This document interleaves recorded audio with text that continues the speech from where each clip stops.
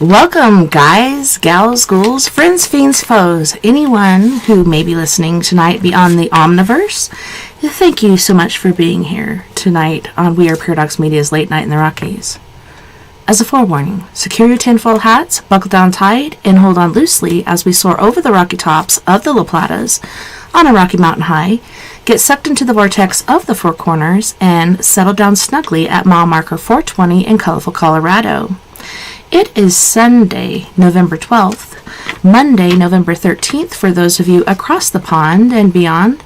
Good morning, good afternoon, and good evening to you, and thank you so much for joining us once again on We Are Paradox Media's Late Night in the Rockies. I hope you guys have had an awesome weekend so far. Mine's been pretty laid back and good. We did have a little bit of camera difficulties last night. That was so crazy. Like, the pictures fell off my wall and hit the cord, and we just couldn't get me back on. Luckily, our guest, Mr. Dean McMurray, finished out the show for me.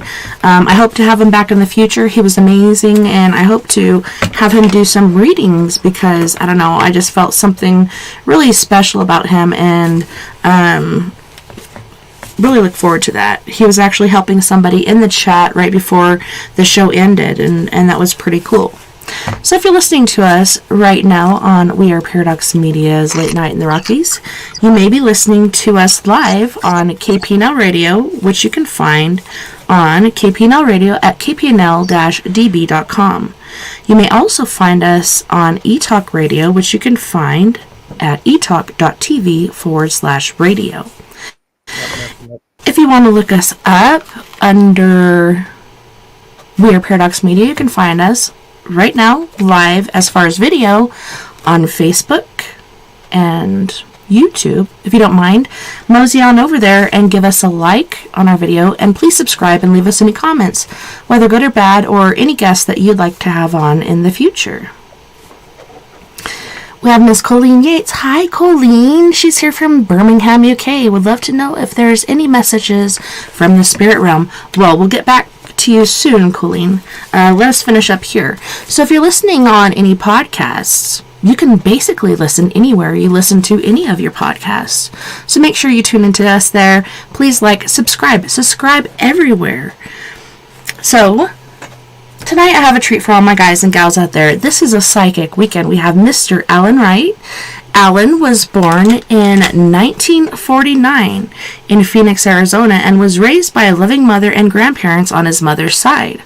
Alan and his wife Lori have known each other since 2000. Lori is also a medium. Alan and Lori were married in 2008. Alan retired in 2010, and then they moved to Utah in 2012. Alan started writing in 2015.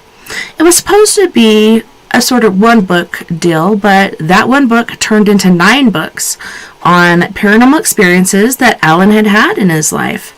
As a child, Alan thought he was normal, but found out very quickly that he wasn't by the teasing and remarks by the other kids, and I can totally relate to that. That's why I went into the paranormal closet, is because kids are just mean, especially in the South. They just like to pick. So Alan kept his abilities secret until he retired because how a lot of people thought of mediums. Some people call his abilities gifts, which I agree. Alan has had people call him a witch, which is unfortunate. And he felt at times that his gifts were a curse. Alan actually doesn't worship the devil like people said, but is the furthest from that. Alan has and holds the priesthood under God, and his blessings start out in the name of Jesus Christ and end in the name of Jesus Christ, which is very important because our big brother really looks out for us. Alan has healed people who asked him for a blessing. Alan has seen the future in the form of dreams and visions. He gives readings to people who want to know about their future or to contact a dear departed loved one. Welcome, Alan, and like I said before, thank you so much for coming back and being patient with my paratechnical issues. Well, I think a lot of them was my issues. Thank you for having me back. I'm so grateful. And it was funny. I got that message earlier and took a picture of it with my phone. I'm like, did you get this message? It was so weird because I had never seen that before. But I'm glad you upgraded and did what you needed to do to get back in here. Yeah, really. I tried hard. It was a lot of work the last hour before the show. Oh, wow, really? I had to change browsers and everything here. Man. Technology, it's supposed to make everything easier, but I don't know about you, but for me, I have so many technical issues. It's insane. I gave this. And like you're. Oh, thank you. Yeah. I burned some sage. I burnt some sage. I'm like, get back, dark spirits. Be gone. They're what? They're calm on my side too. They're kind of laid back today. I think it's because of the blessing. That's awesome. Well, thank you so much for doing that. Generally, I'll burn sage and then Palo Santo. I've learned to do that before shows. I should do that after shows too, because it's weird how the paranormal can travel to great distances. You know, I've known people in the past who partake in like a spirit box session or whatnot and then get attacked or whatever. And it's just amazing how they can travel far distances and actually harm people. I have a story about that. I was given a reading to a lady in the UK, and I'm sorry, it was in Wisconsin. I was in Phoenix, Arizona at the time. Yeah, and anyway, in the course of the reading, I brought her father up, and I was giving her messages from her father.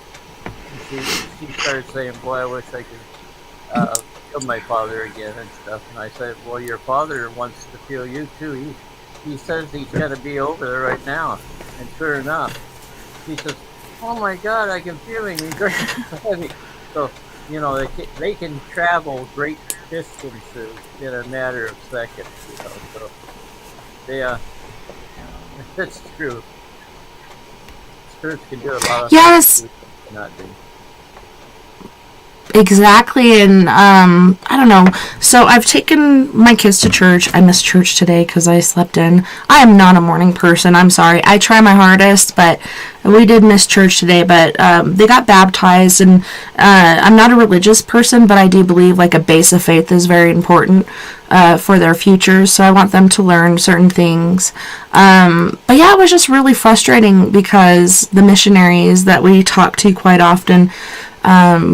We're saying, well, there's no ghosts because ghosts, you know, people go to heaven and they don't stay here, but I don't believe that. I believe that people stay here, you know, partially because they could have a traumatic death or something like that, or maybe they have unfinished business, or maybe they don't want to leave their loved ones and they want to look over them. Like, there's so many different reasons for things to say, and I do believe that there are dark spirits just like there's dark people. And I do believe in demons and angels, and this world is amazing. I don't know if you've noticed, but I believe for the past 10 years especially, but looking at the past 5 years, I've just felt a major upsweep in paranormal activity. And it kind of scares me because I wonder, is it because, you know, the end times are coming? And my daughter, her birthday is today, my eldest, and when I was pregnant with her is when I started having visions about the future, and it's really scary.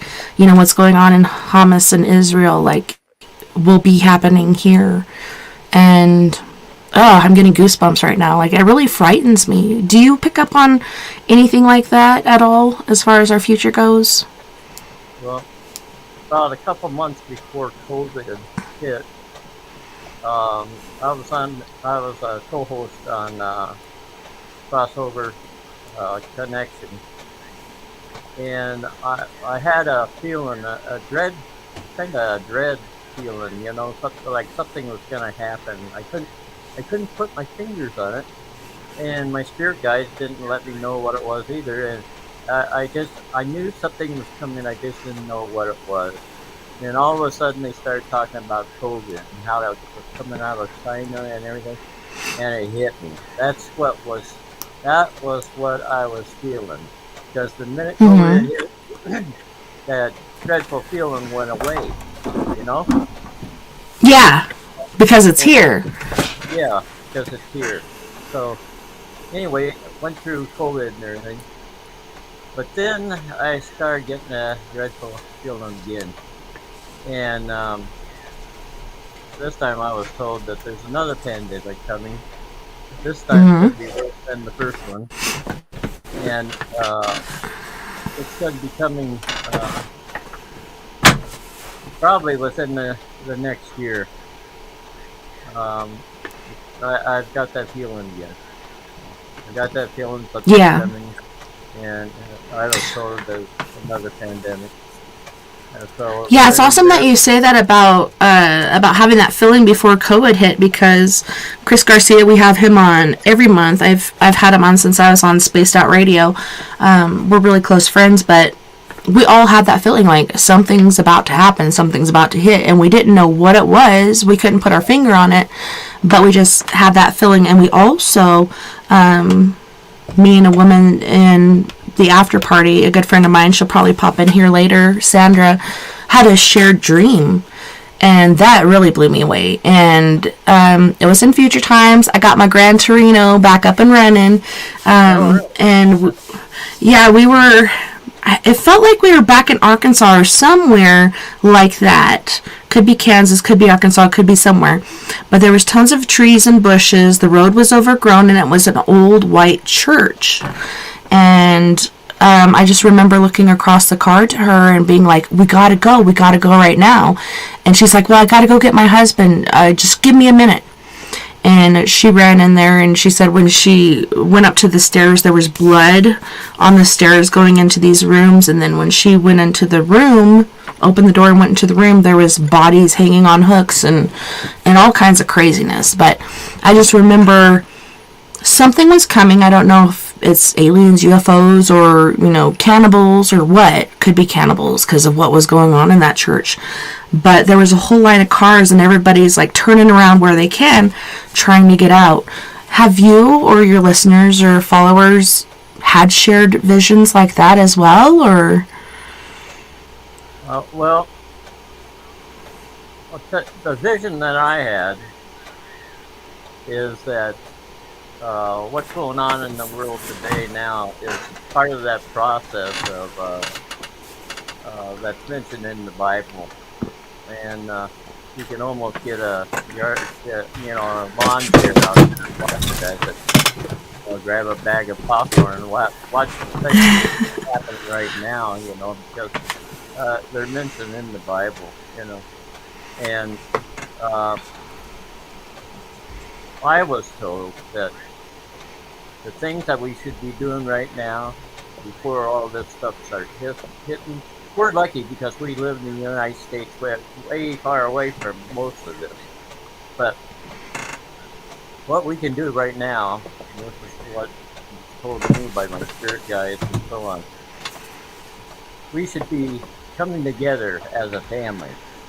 Why? Because Mm-hmm. families are strength. Satan only has one purpose, and that purpose is to tear the family up, and he's doing a pretty good job of it. Yeah. But the families need to come together. They need to be ready for when this stuff hits, because as a family, you can have one person doing the garden, you can have another person doing, something else, and it divides the work, and you become stronger as a family. There's more love, everything. Uh, I was told also that if you can't do that stuff, that you need to prepare by putting things away. Buying a little bit extra each week on the grocery list, and Mm-hmm. paper products especially. There's going to be what I saw in my vision was the grocery stores was absolutely empty. The shelves were empty. Mm-hmm. So you ought to buy like canned fruit, canned food if you want to, and Yeah, dried goods, yeah, dehydrated things. yeah, exactly, and keep it someplace in your house where when the time comes you'll be able to use it. Um, water. Nobody thinks about storing water. You also store Yeah, water. because it's so plentiful. We think we'll always have it, but there's going to be a time like the electricity is going to be gone, the water is going to be gone. Like we're not going to have all these amenities that we're used to. Yeah, And what you said about the paper products makes tons of sense because of exactly that. yeah. Uh, it's gonna. We've been very fortunate because that stuff pretty much missed us except for COVID, but it's coming our way now, and there's countries over there that don't like us. They hate us. Uh, We're dirty Americans.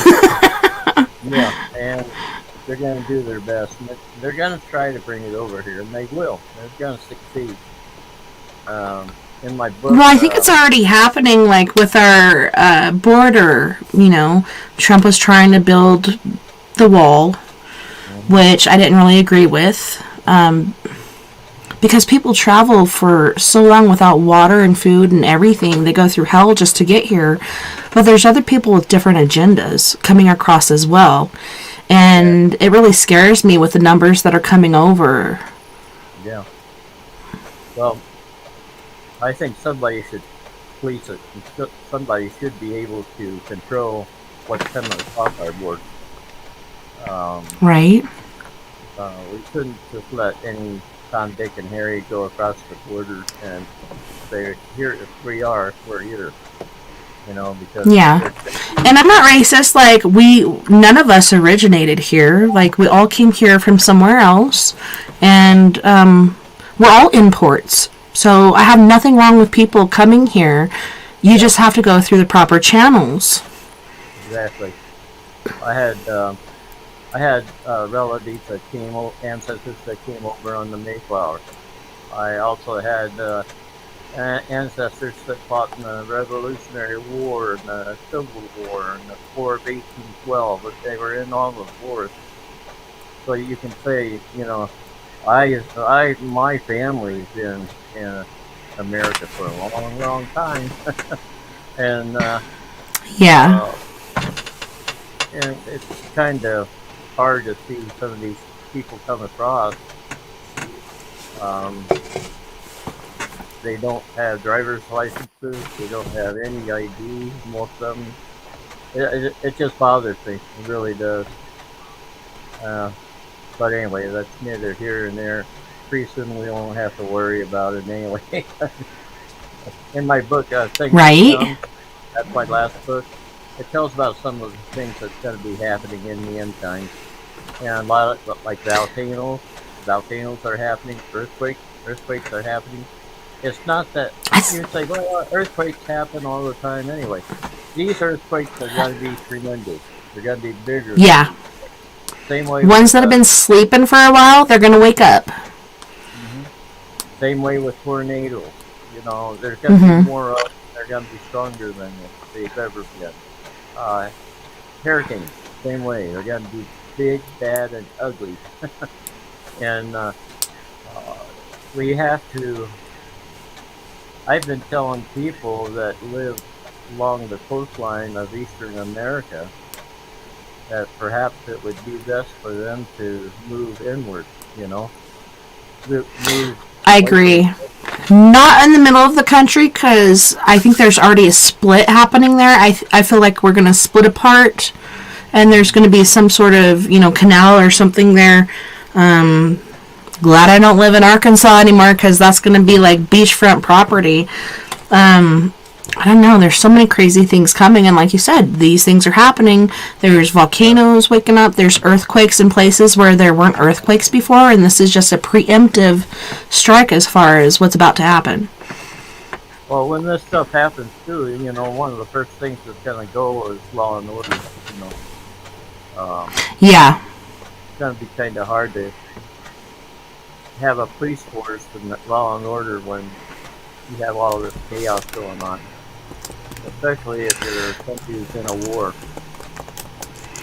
Yeah, and people are already calling to get rid of the police force. Are you serious? Like, that's the worst thing you can do.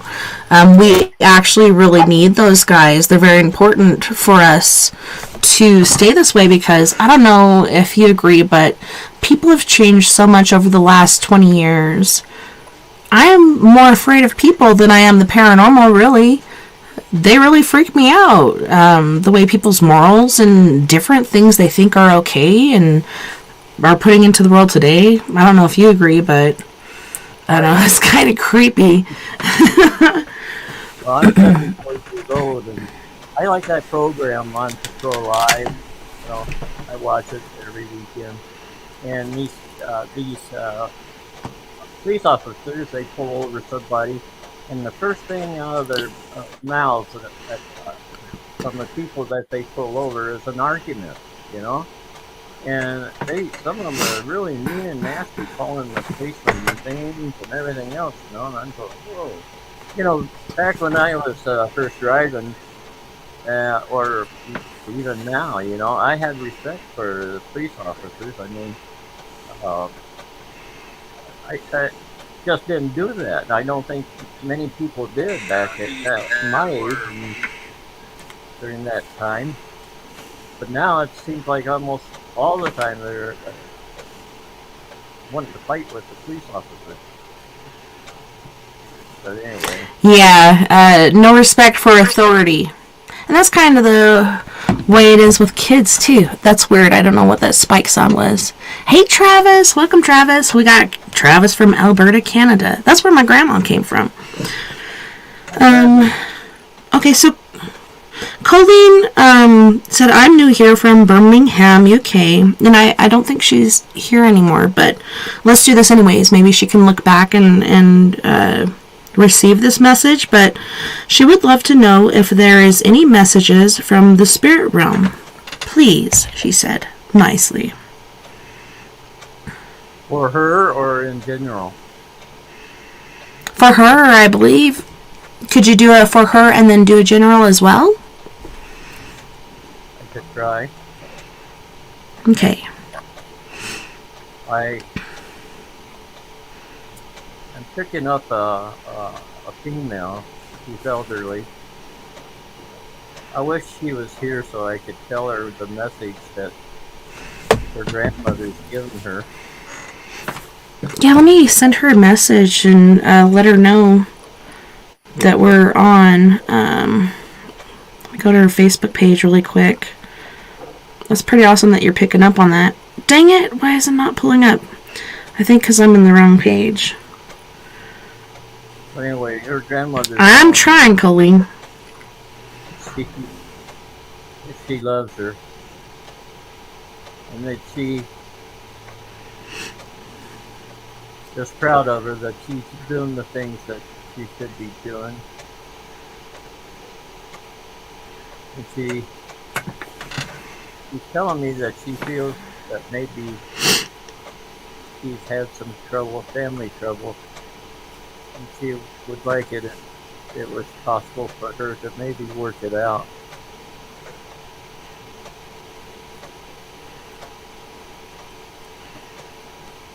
So it's worth it to work it out? Yeah, it would be, she's telling me. She also has quite a few relatives that has passed over. Most of them are standing in behind her. And I'm going to send her grandmother over to her. And I'm going to do the same thing as I did the other time. And she's standing on the right-hand side of, is her name Colleen? Mm-hmm. And she's giving her a hug, and she's kissing her on her cheek. And I hope she feels it. A lot of times when they do this, you get chill bumps on the sides where they're at, or Mm-hmm. and She's giving her a hug, kid. She's telling me she wishes she could communicate with her herself. But again, she's telling me to tell her that she loves her. And she's tremendously proud of her. Oh. She has uncles and aunts. She's got quite a few people back there. I see her. I see her great grandparents also. They're back there. She kind of have a big wait a minute. Her grandmother's telling me that she's one of her guardian angels, and that she's going to be. When it's her time to cross over, she's going to be there to help her through the veil. Her and her grandfather. I don't think her grandfather's passed yet, but she says that her and her grandfather, and I think it's her great grandfather is going to be there to help her through. Plus everybody else too, but they're going to be the ones that officially takes her and helps her across into the spirit world. That's awesome. Yeah, she's a pretty nice lady from what her grandmother tells me. She's backing off, man. Yeah, she just wants her to know she's doing a good job, keep it up, and she's here watching over her. That's amazing. Yeah, she is. Okay, she's kind of backed off now. I hope she felt that. She's like, I said what I had to say. Yeah. She also said something about her job. She's glad that she's doing well at work. That's it. She's back off now. But anyway, yeah, I've noticed now too that in the spirit world, it seems like. Uh-oh, what's going on here? You totally left. You're back. Okay. In the spirit world, it seems like what? Maybe they didn't want you to say that. In the spirit world, it seems like they're gathered around, like in family groups for now. And I think they know something's coming on too, you know. And they're prepared. There's going to be a lot of death going on. And there's going to be a lot of spirits that's going to be crossing over. And they're going to need help. You know, when we die, our well, yeah, and it even says... Sorry, go ahead. No, go ahead. Well, I was going to say, like, in the Bible, it even says, like, there's going to be a spirit army. Like, we need as many spirits as we can for this army against evil. And to me, it's always made sense. Like, only the good die young. Like, all these people that we know that are such good people that should live full and healthy lives and inspire people as they always have are taken from us early. And I think it's for a reason. Like, they need those spirits. They need these people for the war that's about to happen. There's not only going to be, you know, a World War III and war on Earth, which could be the demise of us because of, you know, Putin and his obsession with nuclear weapons, but even, you know, the heavens to Earth, there's going to be an epic battle, and a lot of us, I believe I'm going to be here to see it. That's what my patriarchal blessing said, and like I said, I'm not religious, but I've always held that with me. Like, I'm going to be here to see the end times, and I'm scared, but at the same time, like, I'm hard and I'm ready. You know, it's going to be really hard, but like you said, with the dried goods and everything, it's really important. Stock up. And it's funny that you said that, because this last week I started thinking about it again. And that's the way, like, a lot of LDS, aka Mormons, and other people, like, they'll buy rations, they'll buy dehydrated foods and stuff. It's important to have water with that too, and cycle that out and make sure it's good. Or have tablets to cleanse water, because things are gonna go bad. It's going to be really hard. A lot of us aren't going to make it through. A lot of us will. But yeah, there's a spirit army being built right now, and we've seen the numbers rising. We're losing people every day, and they're going to the other side, and there's a reason for that. Exactly. You know, I speaking of World War III earlier, I was on this one show, and well, one of the call-ins asked me. He says, if I knew when World War III was going to start and where it would start at. And I said, well, it's just about ready to start now. Mm-hmm. And it's up around the Black Sea area, Poland, into that area there. And then I told him, and also the Middle East. And I couldn't figure out why I said the Middle East. You would think it would be... Now it's happening. Spread Yeah. there. But apparently what my spirit guide told me then was true, because it started, Russia invaded Ukraine, and you know where that's going now. That's red hot there. And now Israel and Hamas. Hamas, yeah, and Or Hamas. a really big one. That's going to turn into a big one, I'm afraid. Well, now America is sending troops to Iran, Iraq, Saudi Arabia, wherever the hell they're sending them. We're doing missile strikes. We're doing things. It just seems like Joe Biden, Sleepy Joe, he just wants to get his foot in there, and no matter how much we tell him to stop, he just keeps doing it. It's like, let's do billions and billions and billions. I believe in Ukraine. I love Ukraine. I love the people. I don't believe they can win, and I think it'll come to the factor where we're gonna have to go in on that, and that's where I thought it was gonna be. But then this whole thing started happening with, Iran or Iraq or Saudi Arabia, wherever the heck we are right now. Like, we just did a bombing the other day, and I'm just like, good Lord, like, can we not? Can't we all just get along? But no, we can't.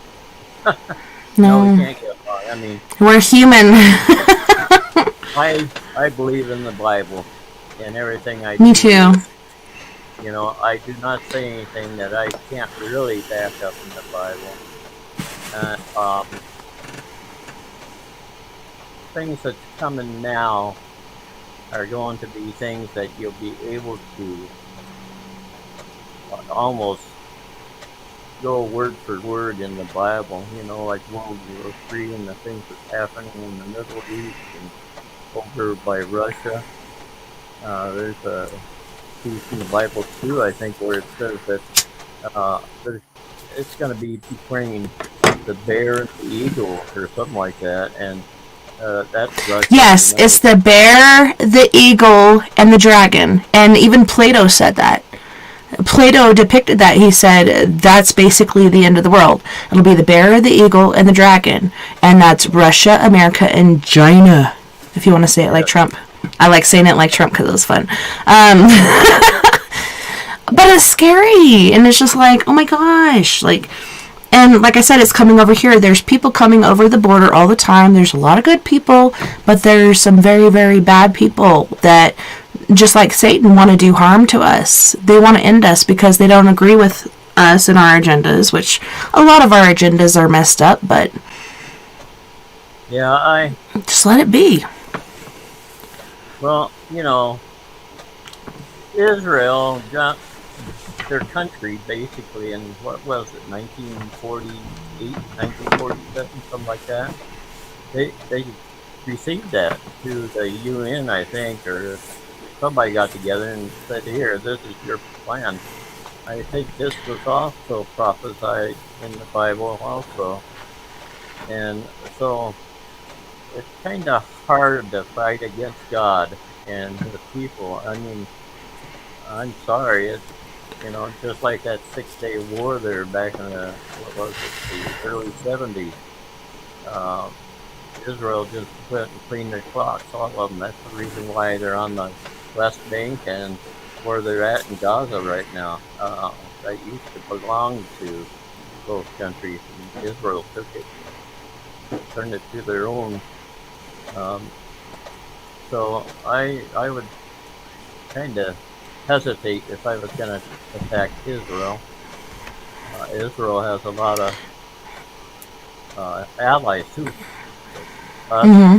Britain, and Canada, and a whole bunch of them. So anyway, Well, and it makes me wonder, like, is the reason that Sleepy Joe is, totally backing up Israel is because that is the Holy Land and yada yada, like, he wants to be on the right side. But at this point, I don't feel like they are doing right. Like, they're killing so many children and people. Like, it's insane. And they're like, oh, well, these guys are hiding behind hospitals and places like this. That might be true, but send ground troops. Don't send bombs. Don't kill these babies. Like, it's so sad to see what's going on there and the death of the young ones. yeah, I think they could have done it in a different way. They could have surrounded the whole Gaza thing, and and had them evacuate. They could have taken them out quick. Yeah, Had they gone to the places they think they are, but they're like, nope, we're just going to send bombs, and all these poor children and people in the hospitals and stuff are dying. I don't know. It's pretty sad and scary. I hate to see it. yeah, I agree with you. And I think I feel so it bad. pay for that in the long run pretty soon here. But, Yeah, it's going to get bad because so many people don't agree with what they're doing, and they keep saying, okay, we'll do a ceasefire for so many hours for certain days. And then they don't. Then they keep attacking. Like, they're lying. They're not doing what they say they're going to do. And that's just inhumane to me. That is so wrong. last time I was here, I started telling you a story about a story that I had, like a vision or an astral projection, and it didn't really go across very well, did it? Yeah, I couldn't hear you. I'm like, I want to hear what he's saying, but I couldn't hear you because it was like, and yee. Well, But I can hear you now. you want me to tell it again? Yes, please. Okay. Um, Back when I was a child, my grandfather basically taught me everything I knew. Like, he was more of a father figure than my own father was. And when he died in 1982, it kind of tore a chunk out of my heart. And Yeah. at that time, I was wondering where he went. Was it true that he went to church? I mean, he was in church every Sunday. He read the Bible all the time, and he was just a good guy. And but I wanted to know for sure where he was at, and if he was really good. If he did go someplace where he thought he would be going when he died. And in 1983, I went to bed one night, and the minute my head hit the pillow, I was zapped, like I was in almost like a uh, near-death experience, but it wasn't. Mm-hmm. Vision, but it wasn't out of body experience either. But the only thing I could relate to it would be an astral projection. I couldn't do that until years later. So anyway, what happened was when I entered this vision, I was up in the corner of the hospital room, and I looked down and I saw my body laying on a gurney. And Oh no. at first I didn't know it was mine, but I saw this doctor and nurse, and they were kind of leaning over this gurney, talking back and forth. And then I realized what they were talking about me, my body there. And as soon as I recognized myself, all of a sudden I went up through the ceiling in this room, up through the roof of the hospital, and then I was out over this town. I could see the lights. They had baseball fields and stuff, and their lights were on, and all the lights in this town was on. And I thought that was pretty neat, kind of pretty. And anyway, I kept going up, and I was going faster and faster and faster. And next thing I knew, I was up. I could look down and see the earth. And it was beautiful, with the clouds and the blue oceans and stuff. And as I was looking down, I, well, I, I was kind of fearful I was going to go to hell. Don't do it, Alan! Stay away! But, You're going the wrong way. I thought, well, I'm going up, so that's good, maybe I'm not going to hell. So anyway, Yeah. about that. What'd you do, Alan? That's kind of rough back then. Right? I was young, I was having fun.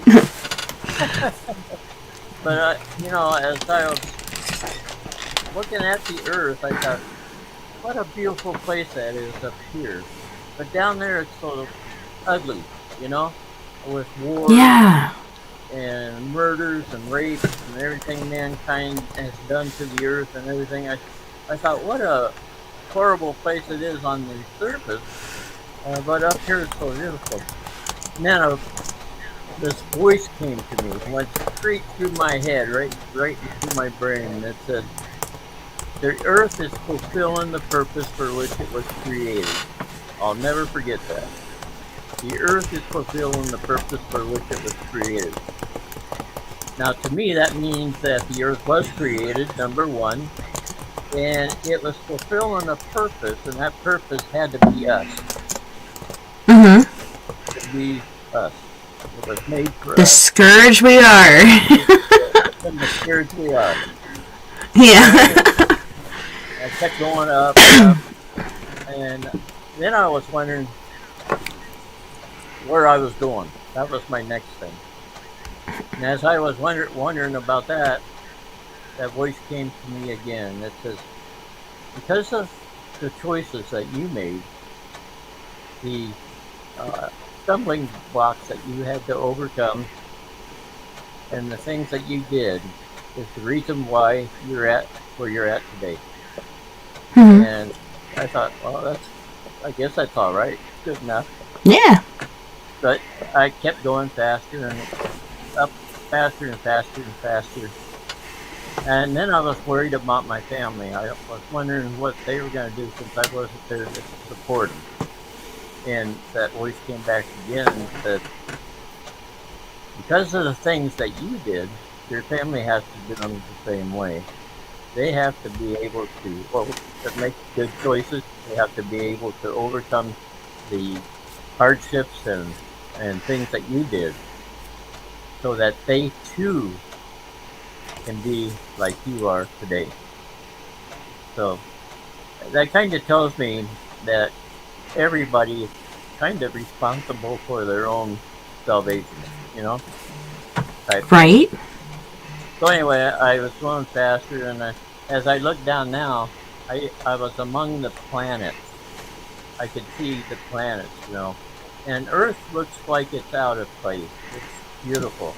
The rest of the planets look like, they look like planets, Earth looks like it shouldn't be there.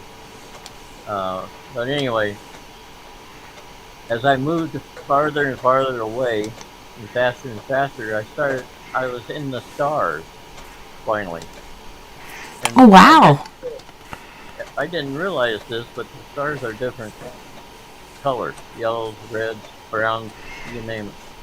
And anyway, I kept going faster, and all of a sudden the stars turned into white streaks. Because I was going so fast, it was like being in a car that... Oh, you're just streaking by? Yeah, streaking by it. And then all of a sudden, it went black. Totally black. And I was critical at this point because I didn't know if that voice was right or not at first. And I was like, I could understand where near-death experiencers could say that they feel like they were in an enclosure, like in a bridge or something, or a tunnel, because that's kind of what it feels like. But all of a sudden, I saw a pinhole of light in front of me, and that pinhole of light was getting bigger and bigger and bigger as I got closer to it. And then all of a sudden, and I started slowing down, as a matter of fact, and I couldn't figure that out either. But I started slowing down, and I went into that light, and that light hit me like a ton of bricks. That light is everything. Uh-oh, I just lost your audio. I can't hear you. Ellen, I can't hear you.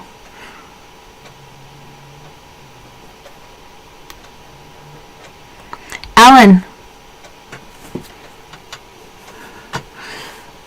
we can't hear you. There's no sound. We can't hear you.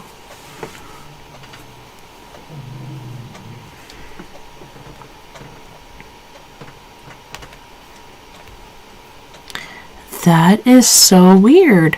Okay, so we might just go to our music break early since we can't hear you, and that'll give you time to work out whatever issues you're having with the sound.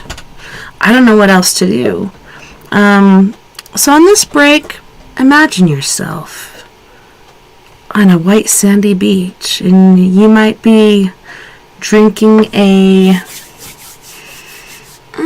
some sort of cocktail, Bahama Mama, Sex on the Beach, something like that. And you're listening to these fellas. So we have King Cinnamon from Biafra, Nigeria with Fantastic and Ala Imo Ederella. And then we have Mr. Hosni Bronx, who is not only from Jamaica, but he also hails from the Bronx of New York. And he actually has members of Bob Marley's band, which I love Bob Marley. I feel like, truly, he was one of our prophets. You guys, listen to this, and we'll be back in about T-minus 15 minutes and counting.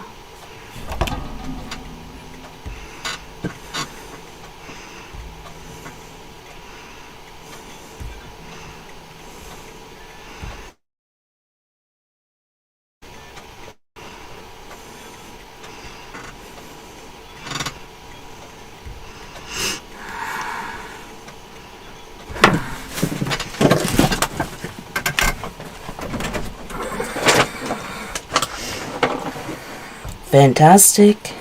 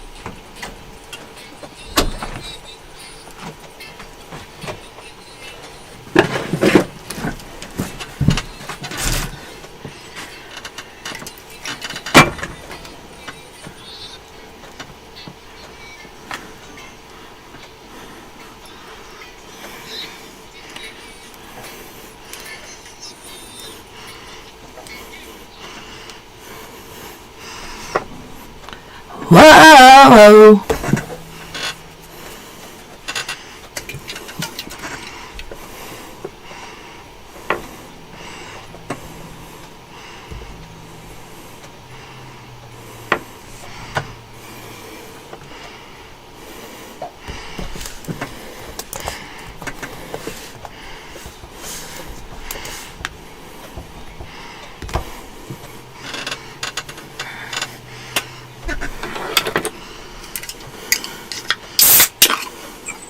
Getting that done?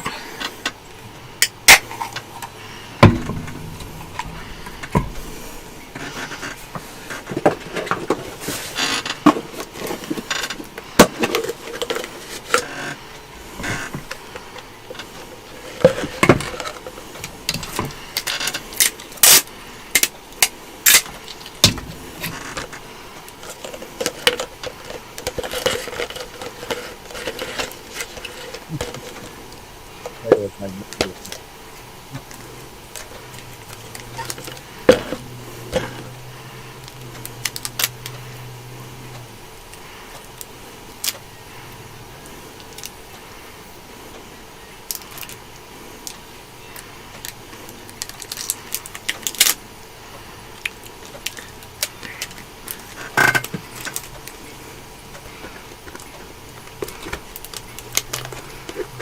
Come on, Miss the spirit.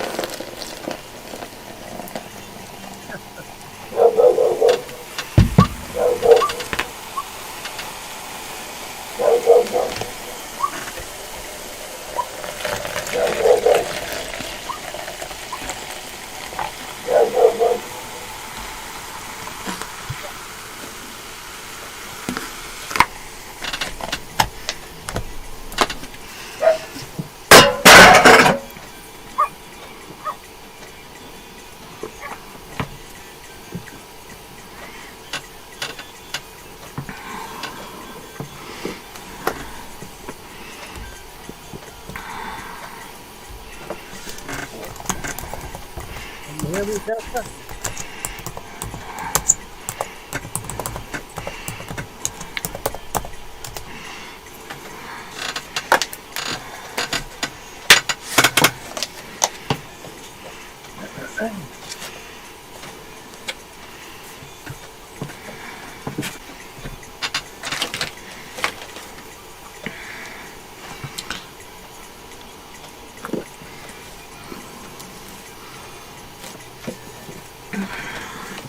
Paranormal.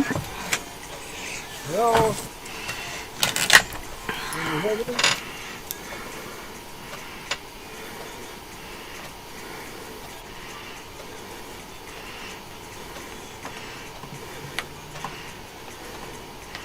Can you hear me, Tessa?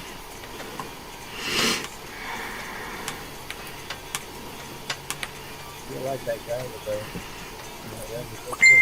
Can you hear me now?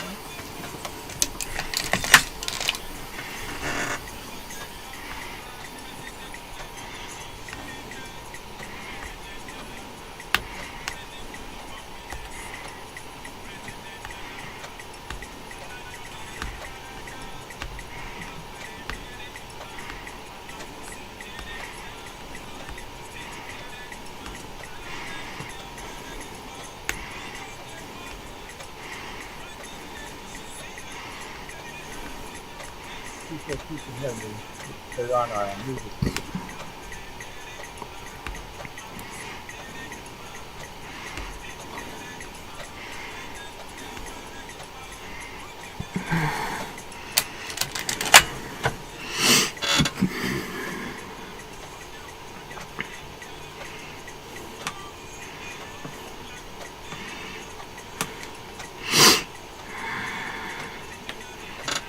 No,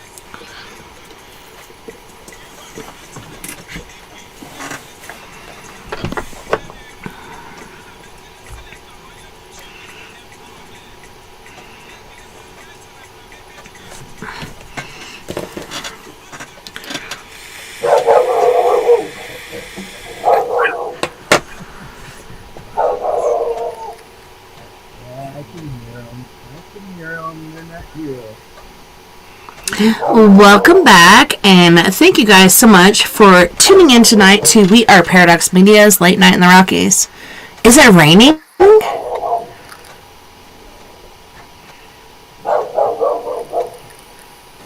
Sounds like it's raining.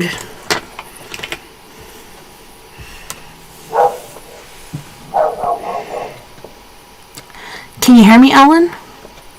Yes, I can hear you. Welcome back. Thanks so much for hanging out with us tonight. Those spirits don't want me to tell that story for some reason. Right? They're like, shh. Then I just, But yeah, go ahead and try again. I'm sorry that there was confusion. I don't know if you could hear the music or not, but we were on music break, but we're back. okay, well, I think I left off where I was going into the light. And like I said, that light there was all the good emotions in it, everything, just straight through you. And I kept moving slowly, and I saw up ahead a gentleman that was had long hair, a beard, and he had a robe, and he was dressed in sandals, and he was presenting himself like Jesus Christ. And the reason why I say I believe he was Jesus Christ, but the reason why I don't know if that's correct, because I don't know what like Judah or a Hindu who would they be. Well, they say that the way that we see Jesus, the way that we have him in paintings, is incorrect. He's actually has darker skin and different features than what we're used to. Anyway, he was presenting himself to me as what raised to believe what God looked like, what he looked like. Anyway, just before I got to him, because I had a lot of questions I wanted to ask him, I blacked out.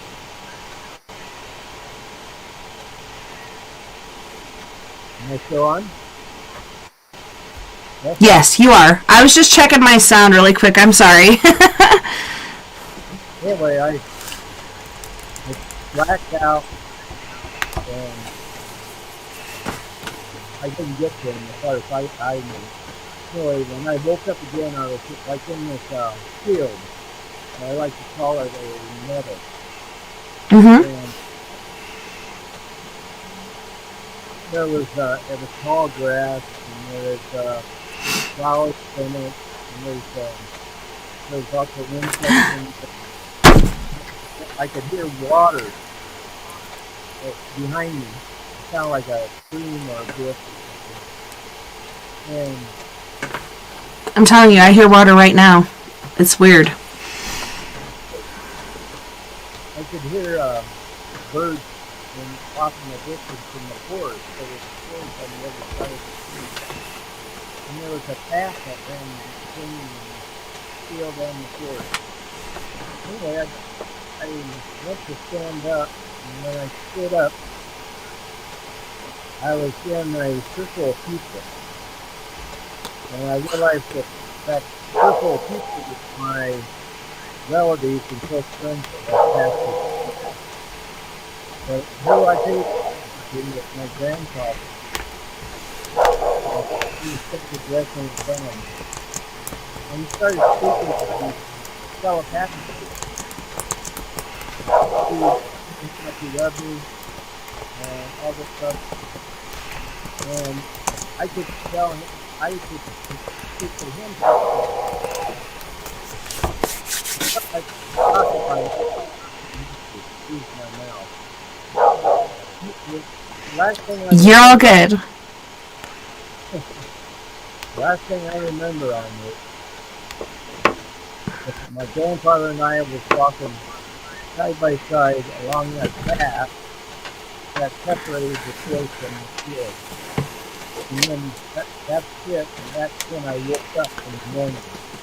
And I woke up at the same time that I usually woke up in the morning to get ready for work. And this time was different. I felt like I was glowing. I felt like I stood before God. And I had that feeling that pretty much came for a couple of weeks from it. But as time went on, I realized I was getting little bits and pieces of information that I got when I was on this after protection. And all kinds of information. I remember seeing the 9 levels of heaven. The Mm-hmm. 5-level hotel. Oh, wow. They have no time then, so they don't die. They just told me a whole bunch of things. Anyway, the place where my grandfather was at, I called the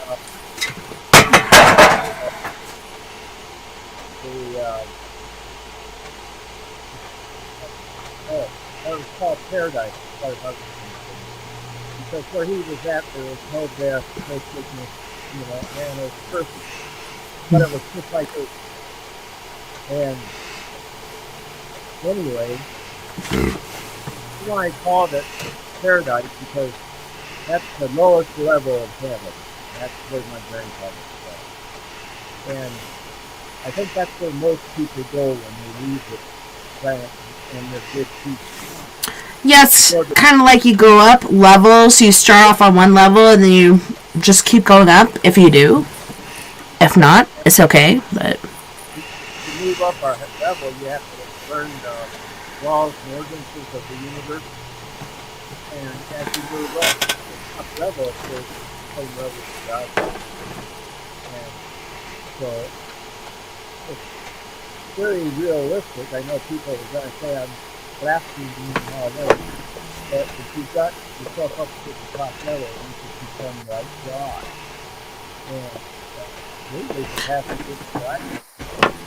We are sons and daughters of God, and we want us to go and be like Him. And so it's not unrealistic that's God. But anyway,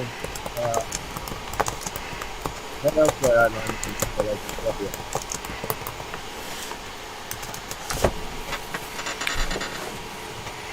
Yeah, no time to. I found out I could have been there as long as 20 years. yeah, so you were supposed to die earlier, and you're supposed to be there already, but you cheated death, and you're still here. Yeah. I was laying on my bed for 8 hours. I was in a spirit world where I could have been there 20 years. And Wow. Time is so weird in the spirit world. It's not like here. It's just like kind of like dog years is what I like to compare it to. Like it is so different than here. Time is not the same. Yeah. They don't have time there. They don't have any use for it. No. They don't care for it. What the crack is that? The longer you're there, too, the more you have it. You don't care about that. When you first cross over, it's like what I call where you have to get acclimated to the spirit world. I like to call it surprise. You're dead. No, I'm just kidding. That's it. First you eat hamburgers and stuff, and then you die from a heart attack. Hey, you're speaking my language right now. You're talking about hamburgers. I would put a really big one in my mouth right now. But then you also put back. Your ancestors will help you stop, and they will help you acclimate. Do you believe in that? Like, I've heard different people saying things. Okay, so right before my mother-in-law passed, she kept seeing this little girl with pigtails holding like a teddy bear or something, and she was at her doorway, but she kept getting closer and closer. I'm like, who the crack is that? I don't know if she ever had a miscarriage or anything like that, but I've heard different stories about nursing homes and hospitals. Like, these are like feeding grounds for certain entities and things. But when Vernon's dad was about to pass, he said one of his band members, so he felt really guilty that he didn't go to World War II because he would play for the officers club. So he'd be playing his guitar, singing, whatever, doing what he does. He didn't go over there, but that really injured his spirit as far as like his friends went there. His friends died. Different things happened to them. But when he was about to pass, they came for him, and he's like, hey, there's going to be a party in the officers club tonight, and you guys should come and listen. And we're like, what? And he's like, yeah, oh, so-and-so is over there in the corner waiting for him. He's like, come on, we got basically a gig in the sky. That to me was amazing. Yeah. Well, I know a lot of people, just before they die, they see spirits in their rooms, and they know it. Mm-hmm. It could be wives that pass like the silver, first. It could be their parents, even their father or mother. I've had that happen lots of times. When I had a lady and her husband was his wife. Their last name was fine. But anyway, it was like she had brain cancer. And I could do a lot of things with my healing abilities, but I couldn't overcome them. And I just feel that some people, when they get stuff like that, there's time to go, There's time to go, and for a reason. But anyway, just before he died, he was feeling... Alan, can I just say really quick, it sounds like it's raining where you're at, and that's what I keep hearing. It cleared up for a second, and now it's back. So I don't know what that is. It could be spiritually put out there, or I don't know if your wife is trying to help the sound or what. If she is helping, what she did a few minutes ago did help, but now it's back. But I just have to let you know, it sounds like where you're at, there's a total downpour. And I'm down with that because it's very relaxing, but it's weird. Oh, do you have a fan or anything going? That's what Robert said. What's that? Do you have a fan or an AC or anything like that going? Maybe a heater?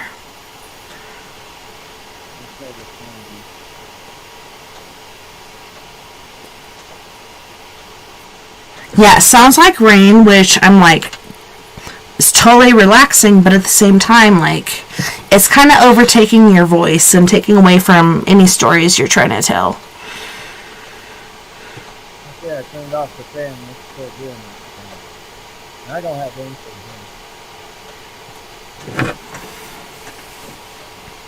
Okay, well, it's all good. When you were talking, it did stop for a second, and then it came back, so, I don't know, it could be the spirit realm. I'm not sure. Maybe I should go out and then come back in again. Does that help? Yeah, we could try that. But like I said, it was there, then it was gone, then it came back. But yeah, it's very relaxing to me, I could fall asleep any second, but I don't want to.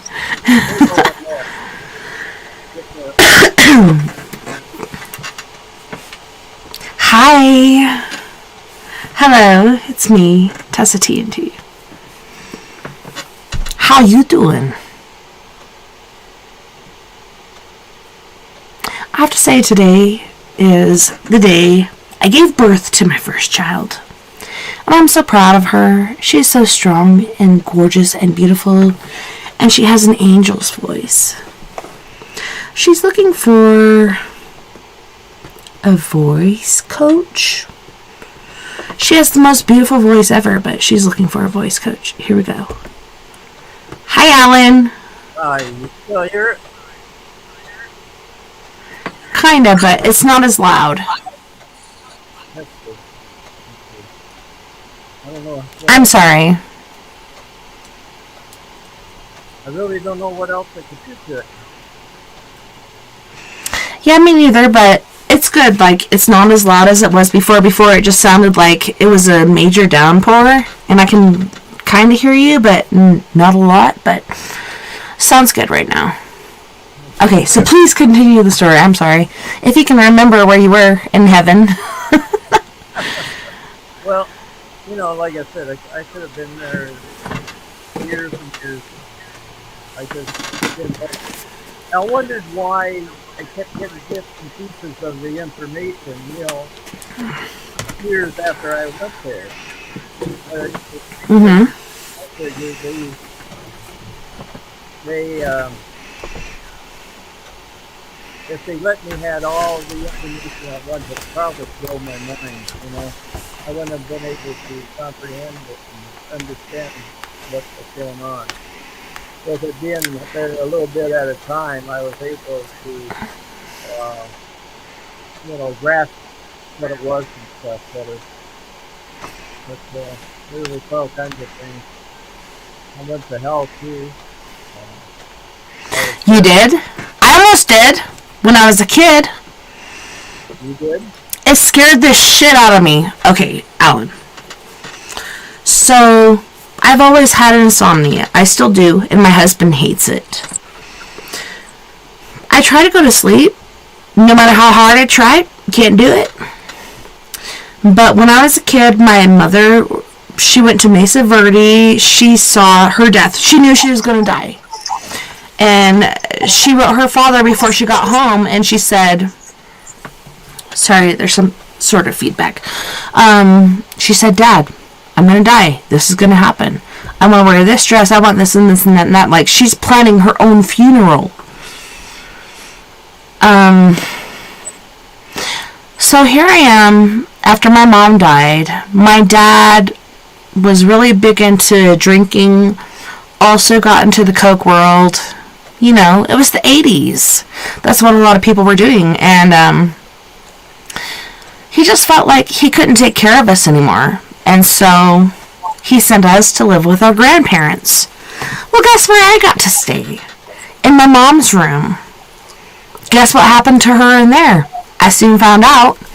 So I'm laying there one night, under my covers, laying there staring at the ceiling, looking around, like, all of a sudden I hear drums beating, I hear chanting, I see a light coming from the chicken yard in through my window, and shadows moving.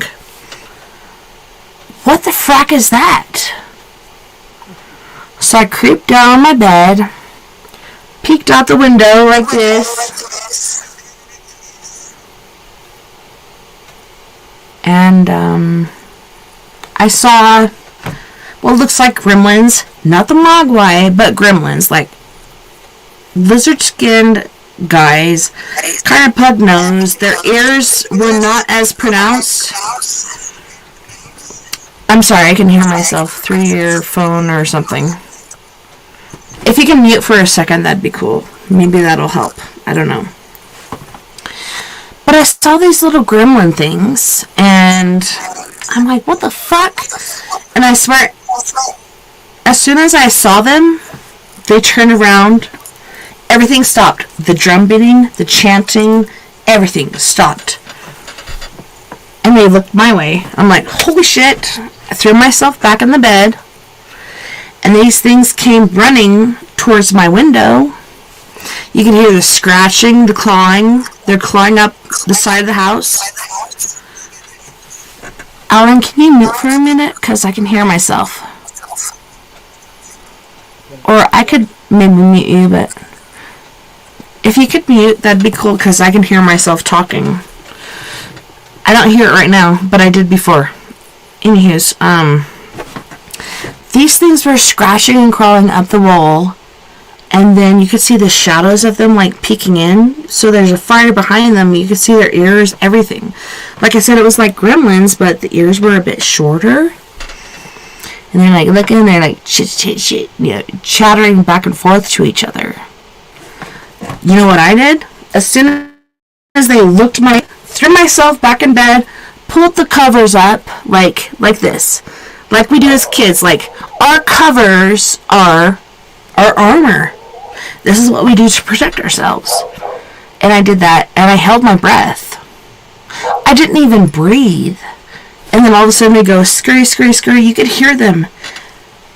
Oh, I hate to say it. You could hear them clawing down the side of my house, my grandparents' house. They went to my brother's room. So, a night later, I'm laying there, and I didn't have a door. I had curtains, yellow curtains, and they were tied back.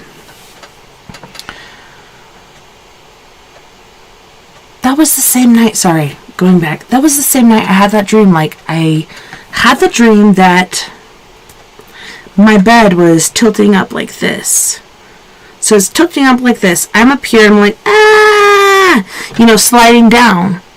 The only thing I could do from sliding into the hole in the floor, where the fuck did that come from, was to go like this underneath my mattress. So the mattress is about this big, and I have to go like this under the footboard to keep from falling in it. And it's like fire, brimstone, like this sulfuric smell. And I woke up, and guess where I was? I was at the very end of my bed. This has never happened to me. And I'm laying there, and I'm thinking, because I've had dreams, repeated dreams of my past life, I believe. I was building a skyscraper, and I fell to my death. This dream was more fucked up. I was just like, what the heck just happened? And I'm sitting there at the end of the bed, I'm like, this is the craziest dream I've ever had. I'm so glad I didn't fall in that hole. What the heck? And then all of a sudden, instead of smelling sulfur, fire, and brimstone, whatever the crack you want to call it, I smelled cherry tobacco. That's weird, because my grandparents smoke velvet tobacco. I even have a can right here. I took a can from my grandparents' house. And rocks, too, which I don't know how good of an idea that was, but they smoked velvet tobacco. Yes, it was sweet smelling, but not like that.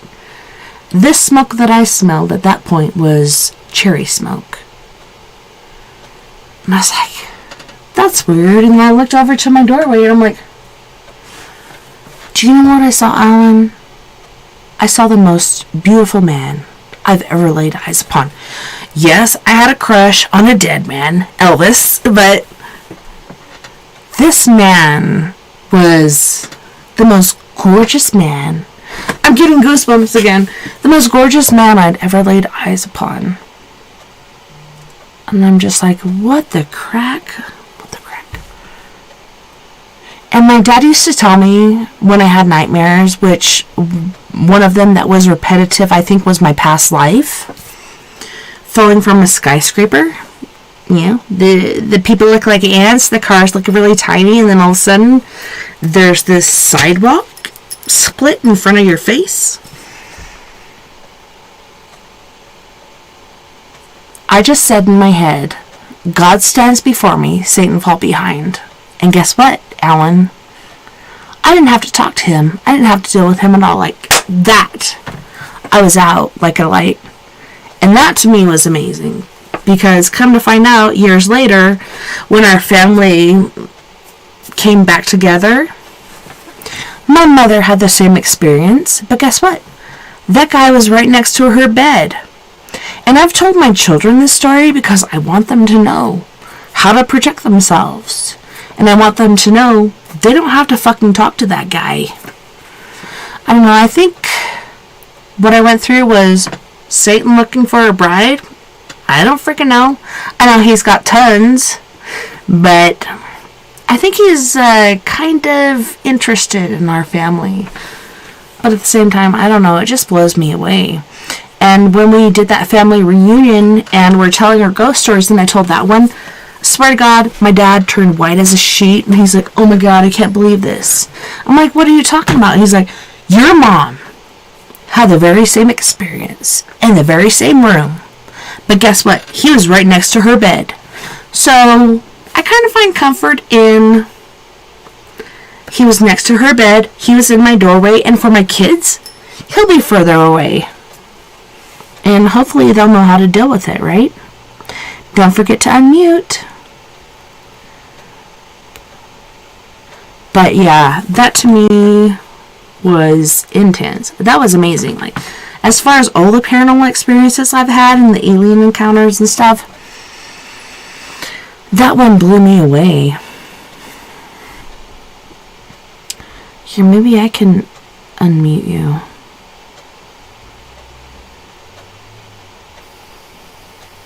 There you are. So is that anything like you said? Like, some woman said the same thing. She's like, oh, that happened to my cousin, and they're called kobolds. And then when I looked up kobolds on the internet, they looked like little gnome people. They weren't the same.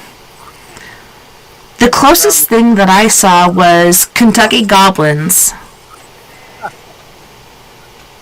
I think different people have different experiences. With me, it was just like when I went to bed one night, laid my head down on the pillow, and boom, I was in hell. I didn't have the experience of going through, the roof or anything like that. See, bam, you were there.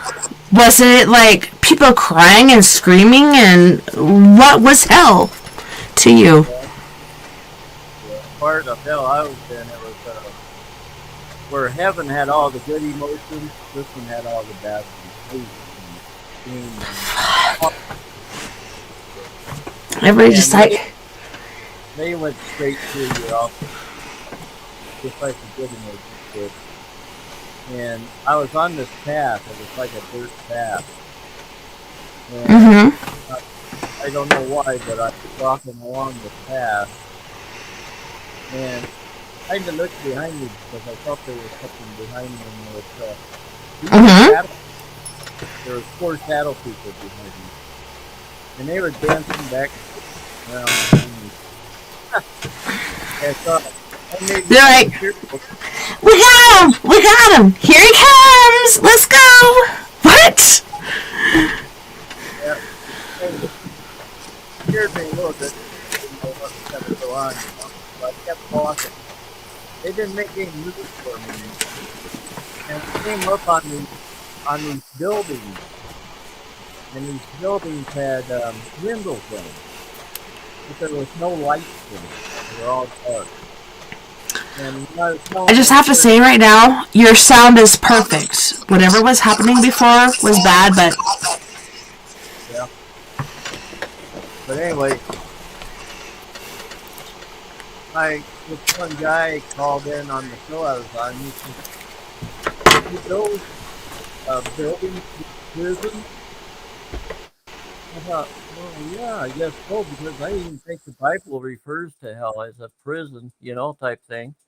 And what happened to the noise? Can you hear me? I just muted myself, and I think that's the problem. Yeah. Anyway, I realized then that I kept walking along, and it was hot, really hot, and these emotions, they're almost too much to bear, And I came up, there was a spirit that was hanging around one of the corners of the building, and he motioned for me to come over. And so I went over to the edge of the path, and I said, "What do you want?" And he motioned for me to come closer. And I said, "No." I said, "I'm not coming any closer. You tell me what you want, or you're not going to see me." And so anyway, he come to find out I had experiences with him when he was alive. I used to go over to his house. His wife had like migraine headaches, and she would want me to give her a blessing. And when I did, the headaches would go away for a couple of days or so. But she'd call me up sometimes twice a week, and her husband would answer the door, and he wouldn't even say hi to me. I think he thought I was a fraud or something, So he would go off into the kitchen or, someplace when I was there. He's like, "Come on in." Yeah, really. But now, all of a sudden, I'm down there where he's at, and he's fearful. You want to know if I could help him? I said, "No, I can't help you." you got yourself in this place, and you got to get yourself out. And come to find out, he had killed somebody, and he was fearful that the guy had died, and he's down there now too. I thought that would only serve him right. Yeah, I had to laugh at that. But I told him he wanted me to take him out of there, and I said I can't do it. And he wanted then for me to relieve some of the pain and this uh, uh, bad stuff that he was going through right now. And I said I can't do that either. I said you got yourself here, and you're gonna have to remove yourself from this place. And then just like that, zap, I was back in my bed. I carried those feelings with me for about 2 weeks. And you can ask my wife. I was angered quite easily. I was moody. I snapped at my wife at times. I took on the emotions of that place a lot. And I feel you, I had, brother. Like, I go through that stuff too. Like, I have walk ins, I have possessions. It's just like, yeah, what what I have had I to, gotten myself into? I had to do it right. I gave myself about, I think I cleansed myself about 3 times in that place before I could actually say that, okay, now I feel better, type thing. It was pretty bad. Um, I think God was with me on that trip though, because it could have got a lot worse with those shadow shadow guys behind me. My wife and I lived in a haunted house for about 3 years. We had You know shadows. what? I'm sorry. Sorry, my sound is bad, but I live in a haunted house currently, and my kids are like, they're telling me there's a guy working on the thermostat. We quit using our natural gas years ago. And John's like, what's wrong with this thing? He's used to the thermostat working, and we don't use it anymore. We use the wood stove. Really? No, we're almost off the grid. Not quite. We got solar, and we got But anyway, when we lived in this haunted house, so this was down in Phoenix, and it was a small house. It was about 80 years old. It was in my neighborhood that I used to live in when I was a kid. So I didn't think anything of it, when it came up for sale. I kind of liked being in my old neighborhood again. So we bought it, and come to find out, there was shadow people there. There was uh, I kept waking up to there was like this. I called her a banshee. She looked like a witch, and She might have been a succubus. she would come up to me and screech right in my ear, and she would wake me out of a sound sleep, man. I could wake up and I'm ready to fight. Somebody was in the room, but she had a long pointy nose and a long face, all wrinkly and everything. She had spindly fingers and arms, and same way with the legs. And I called her a banshee. Is what I did. I put that in my one of my books too about her. Yeah, That's bad. yeah. But the weird thing is, I came home one day from work, and there was about hundreds of flies flying around the kitchen window and the dining room. And that uh, when you see that, that's evil. That's plain evil. There's an evil entity in that house, you know. And I did I didn't know basically what to do then. It caught me by surprise.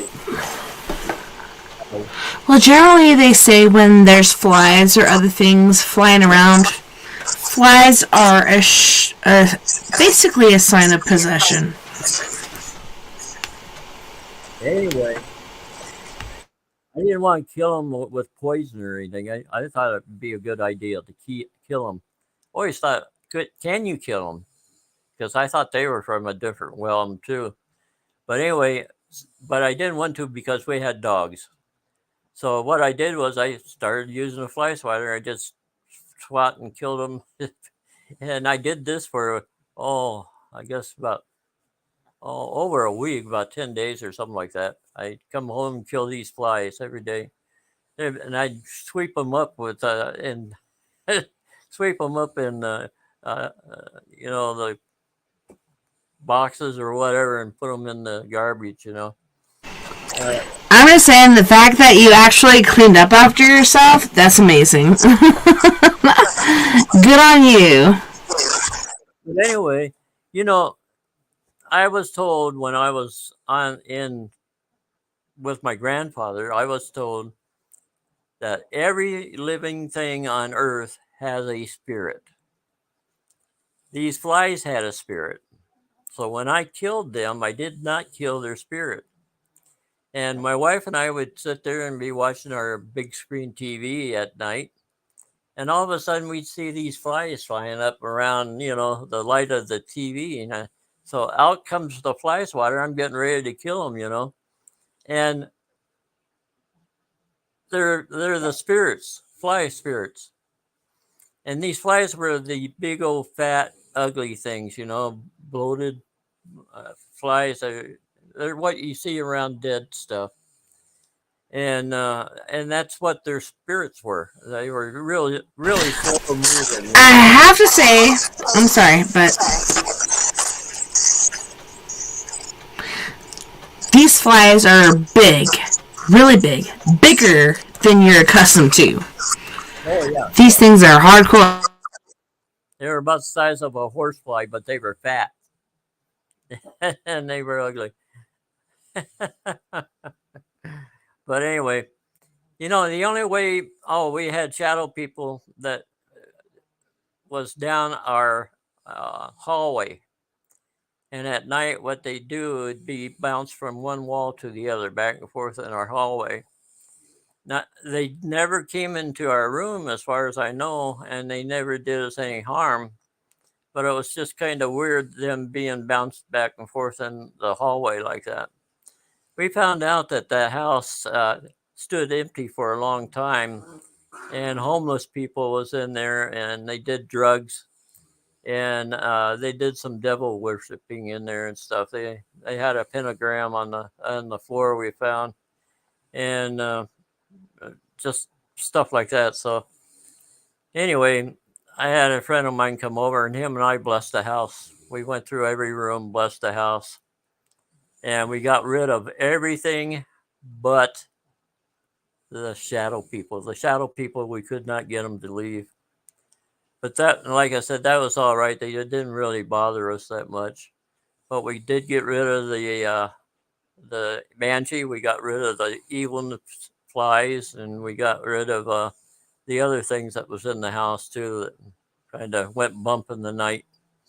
Yeah, that was kind of an experience living in that house. When you first move into a haunted house, it doesn't take over very much. It doesn't take over. No, I have to say, like, when that happens, it's kind of quiet. Yeah.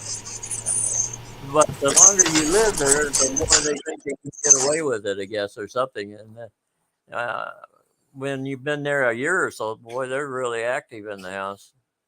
But yeah,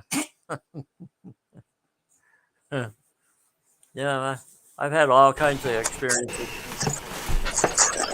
paranormal stuff.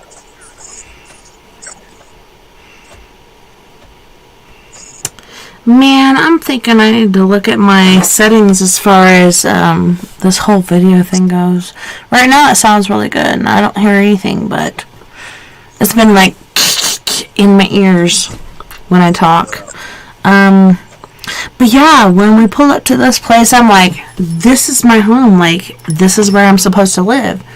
And my husband was like, really? Because we just came from an A-frame up in Twin Lakes, and that got foreclosed upon, but I felt like this was my home. The only first inkling I had that this place was haunted, not only like you said, the shadow bastards, I was leaving one day and I heard a guy coughing. And it scared the shit out of me. And I was just like, what the fuck is that? And I was just grateful, like, hey, I'm leaving for work. I'm going to go bar tempting and everything's going to be okay. Come to find out, I called this spirit John. Guess what? His name was John. And he'd actually died from emphysema in my house.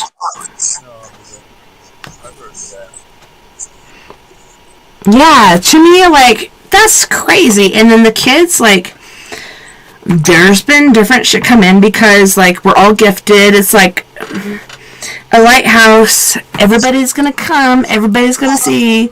How can you help me?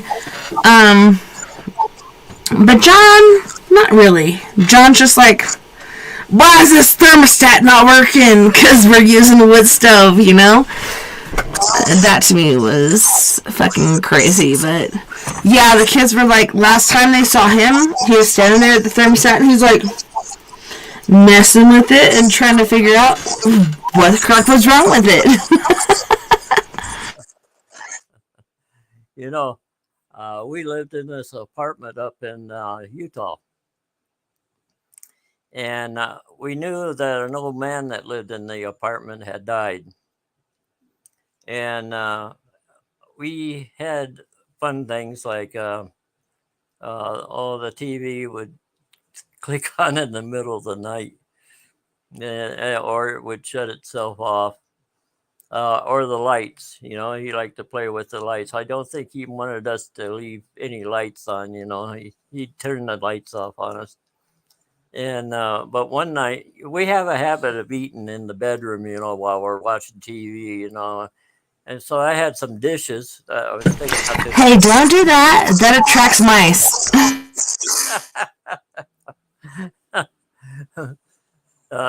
Anyway, I was carrying the dishes out to the kitchen, and I thought the kitchen light was on. And I thought, oh, no, wait a minute. The kitchen light wasn't on. So I was wondering how I was going to reach the light switch to turn it on. Just as I reached for the light switch, the switch came on by itself. Now, even though I've been around paranormal for quite a long time, that kind of freaked me out because it did it right in front of my face by, 3 inches, 4 inches. And that was really freaky because I was just about ready to turn that light on, but somebody turned it on for me. I go, thank you, thank you. I put the deuce down, went back in the bedroom. Thank you for your help and your courtesy. But yeah, he used to keep us sometimes in the light and sometimes in the dark. He liked to play with the electrical stuff. And it's funny too because when he died, he left a lot of things like bowls of stuff, and he was into electronics. And dude, that's what I'm saying about John. Okay, so John, he died here. He had emphysema. He smoked a lot.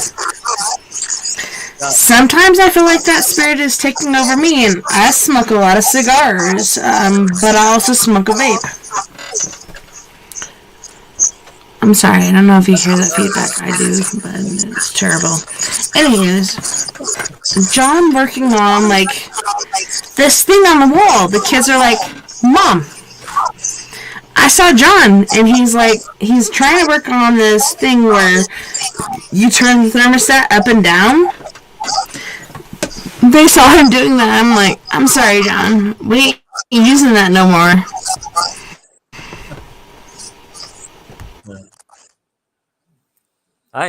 I had a 55 Chevy one time, and it was haunted. I got it. It came up from Mexico. You really had a haunted Chevy. I think actually somebody was killed in it or something because I got it. And somebody could have been killed, or somebody could have committed suicide. Yeah. Anyway, I put new seats in it and stuff like that. Tried to fix it up, but one night I had a date. I was going to pick her up my 55 Chevy, So I started turning on the lights. It was nighttime, you know. I was going down to her apartment, and just as I turned on her street, the lights on this thing shut off, and I couldn't get them to come back on. So I turned around and went back to my house. And the minute I got back to my street, uh, the lights came back on. So I did it. So I think that's a sign you shouldn't have been with her. You should have been with your present wife. Right, well, that's it, I guess. But anyway, I turned around, went back down, and the minute I hit her street again, it went off again. So I went back home, and it turned on again when I hit my street. This time I parked in front of the house, and I went around and I kicked that car so hard. I was kicking the fenders. I was so mad. I was cussing and swearing. The damn car. I finally got rid of it because it was just too unreal to drive almost. So whoever had the car before me still had it in spirit.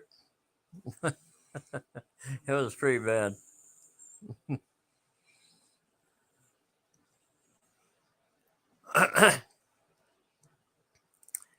um, Sorry, I was just trying to say hello to beautiful Willow. And I hate to hear my echo voice in my ear bowls, but I'm so grateful you're here, and the stories you're telling to me are freaking amazing. I'm so excited. Like, I've started your book. I haven't completed it, I must admit, but you know, you only have so much time for so many things, but it's amazing what you've done. I'm so grateful you wrote 9 freaking books. I was going to ask you if you got my book at first. I did. That was weird because it was like, oh, here's a key, and then I went like, and then all of a sudden I'm like, ah, yeah, I got your book.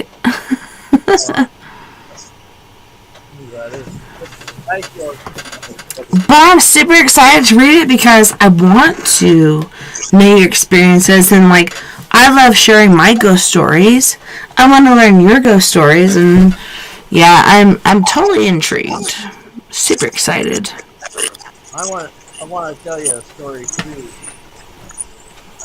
As you know, I'm an author, and I was writing in my one book. I was writing about the time I went to hell, and I was talking about uh, meeting this guy who wanted me to take him out of hell and everything. And Dude, how can you do that? Yes, I'm here in hell, but how the fuck do I take you out?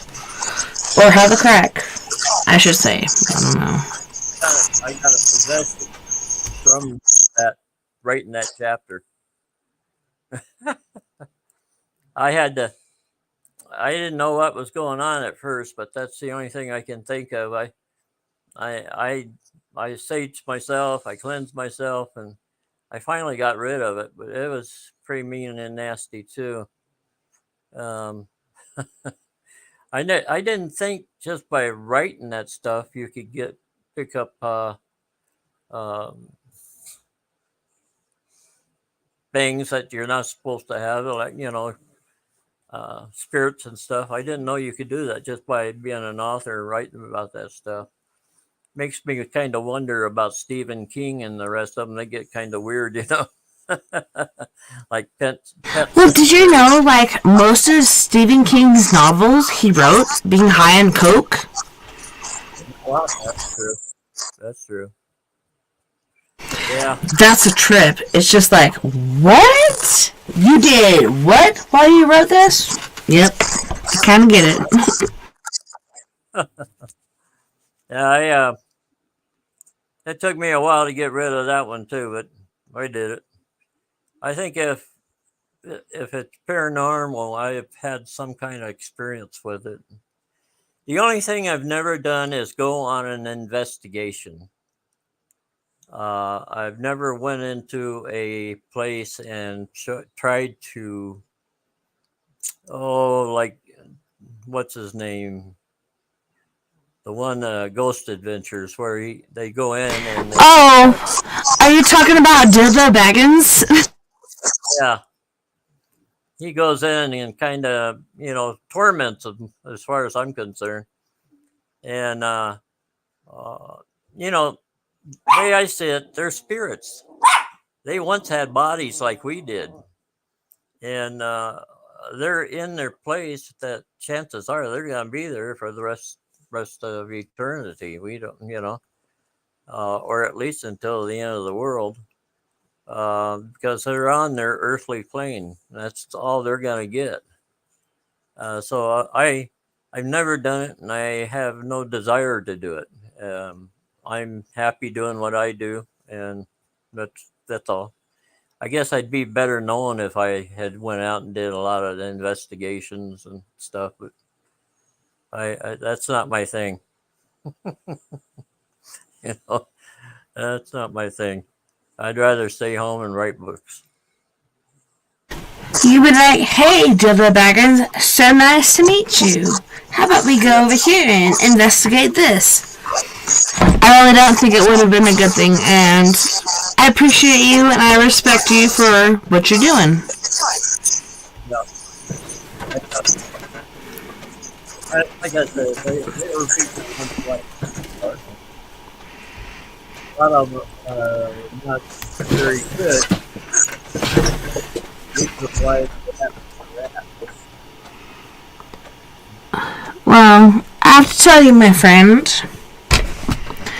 we are on our next music break. Music break.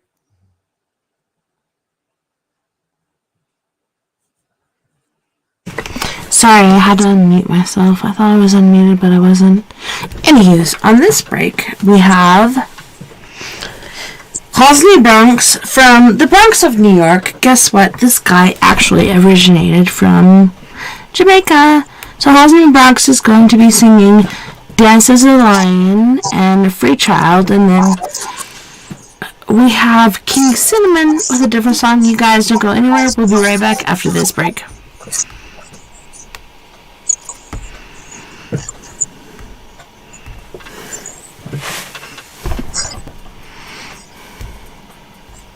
How long is the break?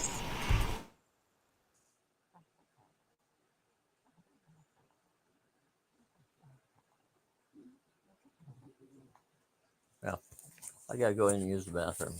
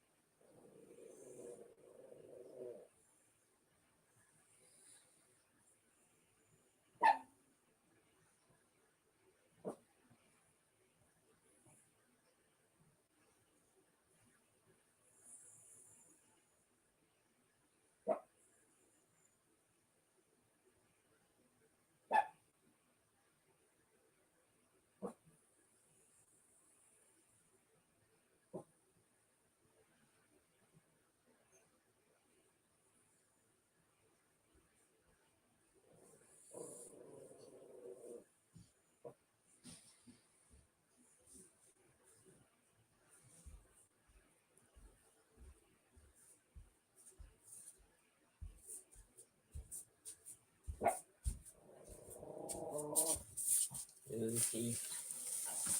Goosey. Stop it. Right deal. That's okay, honey. Her dog was barking and everything too and growling. I guess our dogs can do it too. Okay, let's go over here.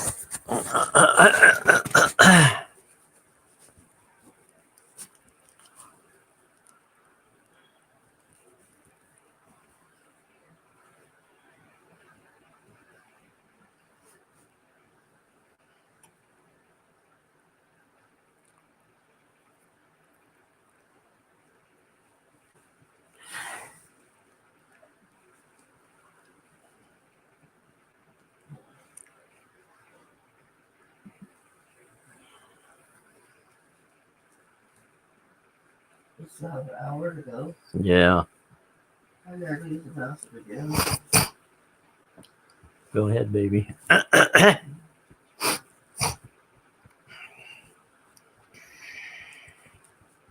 o'clock or 9 o'clock pills too. Oh yeah, that's right. Maybe I can take those.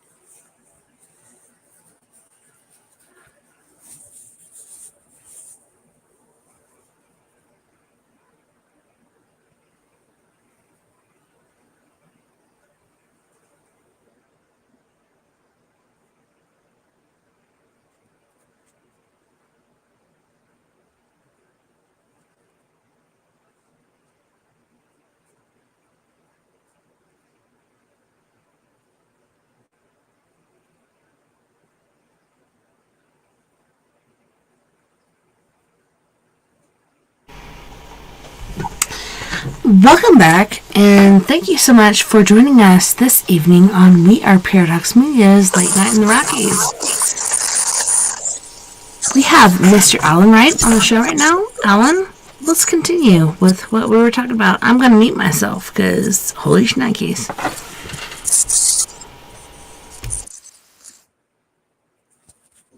Okay. Well, what we're talking about. Are there any questions or anything you want to ask me, or anybody out there watching? Would they like to ask me a question, or? Well, Robert's saying that sounds really crunchy and law of attraction, yada yada.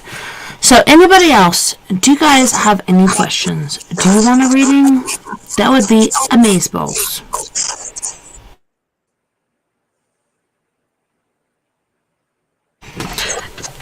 Actually, Alan, I was wondering if you could read me.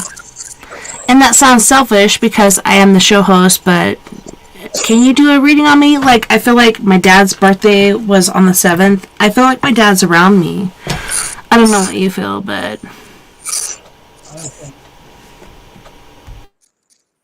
Because I do feel him. I feel your dad.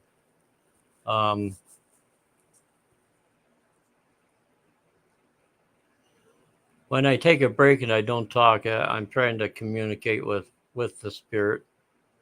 A lot of times, rather than talking, a lot of times I get messages just from feelings that they give me and stuff like that. And he's telling me that he's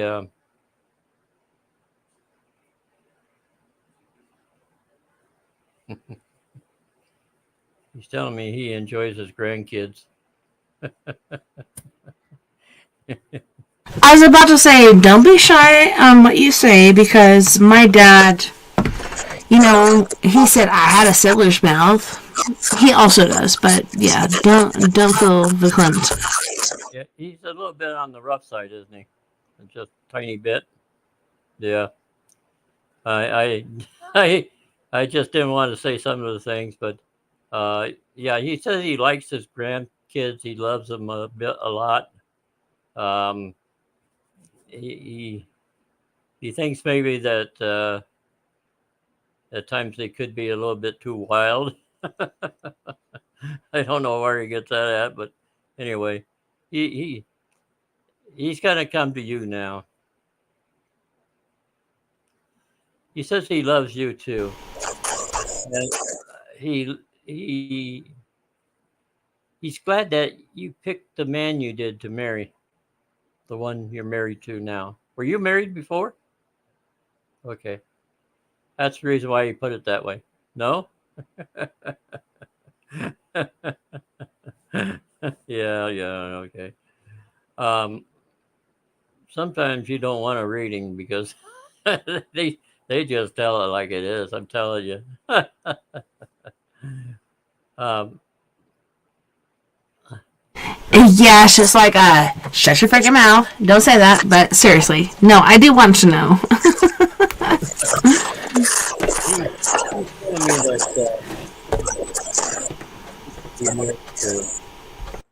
this guy for a long time. He is also saying that he's going to be waiting for you when you pass over.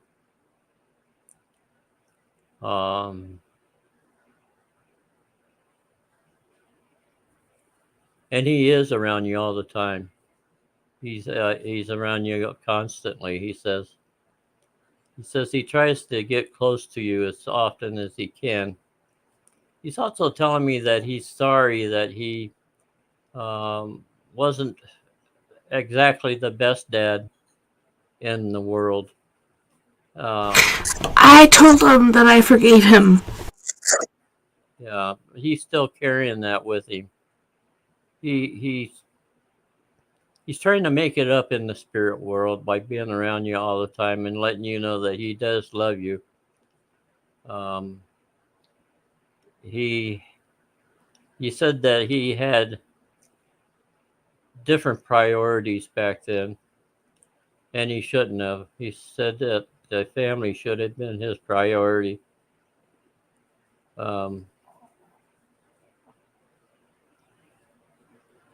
he said he loves you and the kids, and your husband's great. He loves him. It's that bro love. He's not gay or anything. That's a bro love. He tried. He had to correct me on that. He's funny. I have to tell you, my dad was so smart, but he was super funny. He had the most enormous sense of humor in the world. Yeah. I'm going to bring him over by you. See if you feel him. He's right on your left-hand side right now. And he's hugging you. He's got his arm around your neck.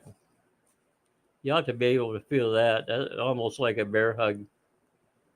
But yeah, he's giving you a good hug there. That's freaking amazing. Thank you. Yeah.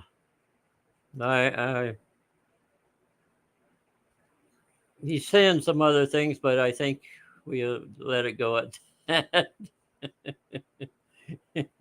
No, he says you're a good. Well, can you tell me what he says? Because I know there's shit going on. Can you tell me exactly what he says? Yeah. He says you're a good woman. You try to put on like a front, like you're rougher than what you are, but you're totally a good woman. And that he's it's one reason why he's around you. He said if you weren't a good woman, he wouldn't be around you. So yeah, he says you're great. He said you don't have any problems or anything, and he's going to be with you once you pass over. The whole family's going to be there. Whatever ones has passed already. It's going to be a big party there. You got a lot of people on the other side there, Tessa. A lot of people. I see about at least 100, 150. There's going to be a party, I have to tell you. Like, this is insane. Yeah. They're standing in the background, but I see aunts, uncles, cousins. I see a bunch of them. They're back there. I think I see a cousin that might have died from being shot. Okay, so... Sorry, I'm trying to fix the sound issue. But... last time I spent with my cousin, we were shooting TVs, we were shooting all kinds of stuff, and he ended up dying from brain cancer, which was freaking hardcore. Like, what the crack? And then, when I go back to the Pine Valley Cemetery, this is back where nobody can even find it. But we know the thing, 420, 520, blah, blah, blah. We'll find our way there. I believe it's my cousin, like he's saying, like, everything's gonna be okay. He's the last person on this side that I knew before he went to that side. I don't know, I just feel like everything's gonna be okay, even though it's right now, as we're looking at it chronologically, insane.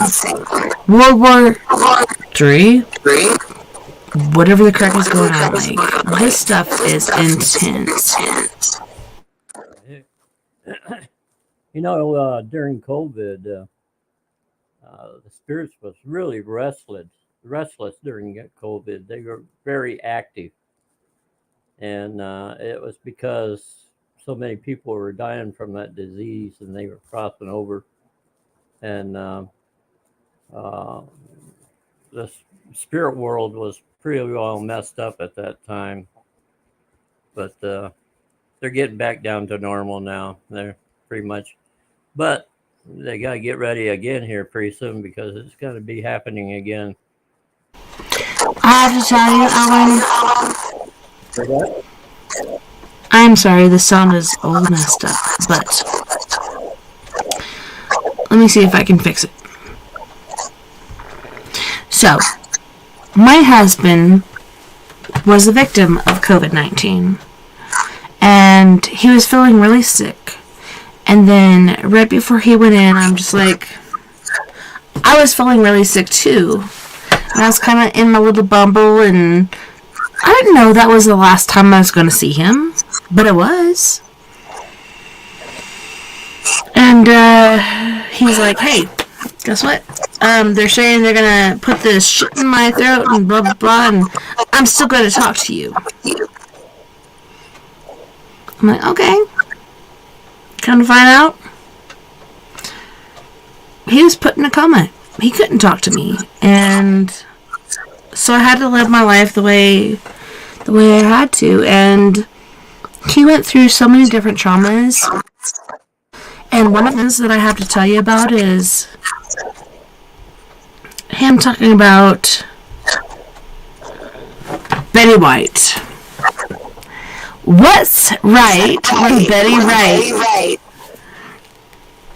And so, he sees this boat, he sees his nephew there. He sees him getting shot. Like, there's so many different things. Also, I was there with our dog Hercules. Hercules is there. He's trying to fix his dad. And so we're walking around doing this, and Vern told me about how I was building buttholes. So I'm doing plastic surgery, and this guy had a motorcycle wreck, and I rebuilt his butthole, and I was so proud of it. Because that's what happened. Like, he fucking lost his butthole, so that was really weird.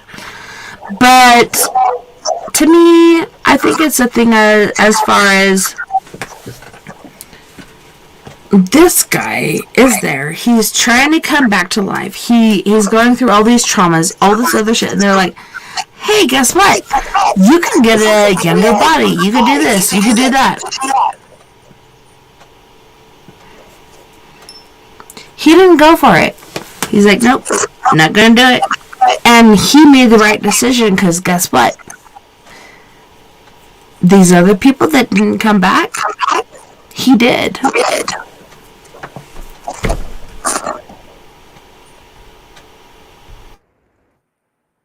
He was meant to come back. He was meant to come back, and he was meant to be with you. You're going to be together now until you're going to be going through some shit here, you know. But you're going to make it together.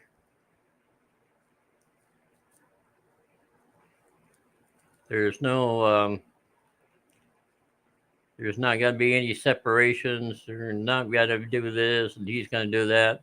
Are you sure? No, I'm just kidding. Yeah, we're stuck. You know, like a turd to a blanket or whatever. Like, we're stuck together. Yeah. Your dad knows that, too. And that's the reason why he was telling you that you married a good guy. Yeah. I did, God forbid it, but Yeah, he thinks you did pretty well in that category there. what did your dad do in life here? Was he like a cowboy? A what? Cowboy? He was a videographer.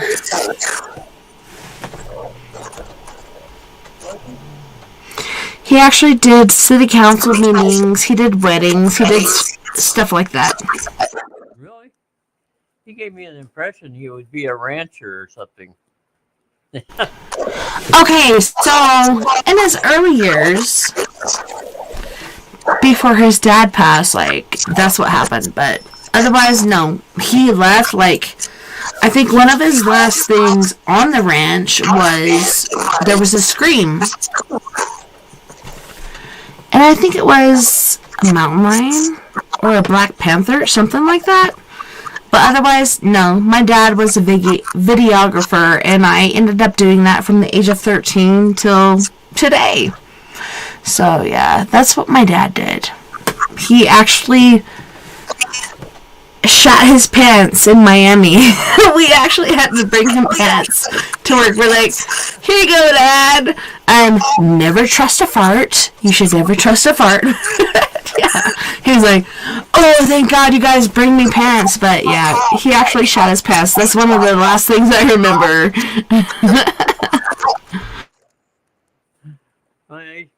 He kind of presents himself as a cowboy now. I mean, I don't know why. Maybe that's just what he wants to do. Hey, that reminds me of that one song. I could have been a cowboy. I could have learned to rope and ride, but guess what? He didn't. Well, on the other side, you can do whatever you want. So I guess he's trying to say different things out, I guess.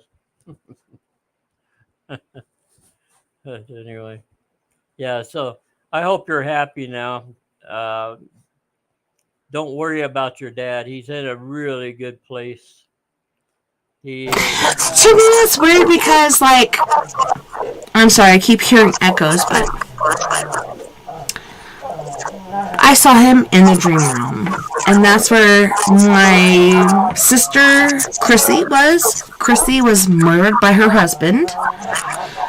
My dad actually killed himself. Like, he's like, hey, guess what? I ain't gonna take any of this medicine. I want them to know how bad off I am. And I'm like, Dad, that is not a good idea. So instead of having liver failure, guess what?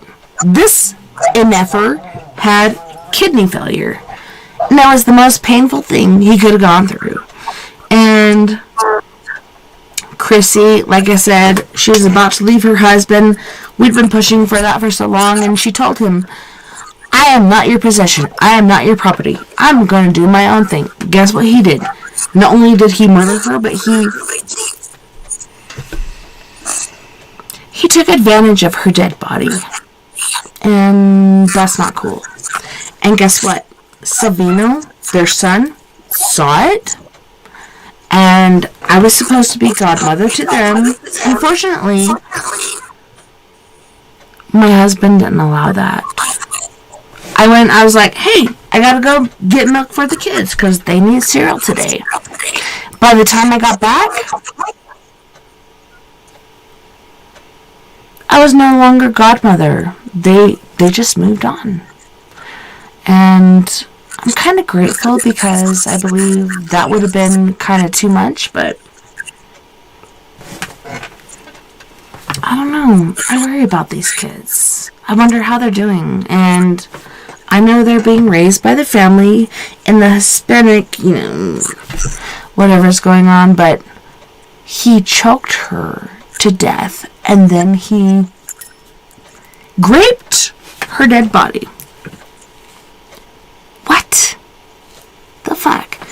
The only thing that I can say, kudos to you, is he didn't run away. He didn't run to Mexico, Durango, Mexico, or anywhere. He sat on the front porch, he called 911, and he said, I just killed my wife. So that's the only respect that I can have for him, is that he did that instead of running away, because we could be looking for him in Mexico right now. but we're not. That was right after her birthday, and I just feel so bad. Do you feel anything coming from her? Like, is she upset that I'm supposed to be godmother to these kids and I'm not because of what my husband said? Is she okay with that? Is she okay with where they're at? That's what I wonder. Like,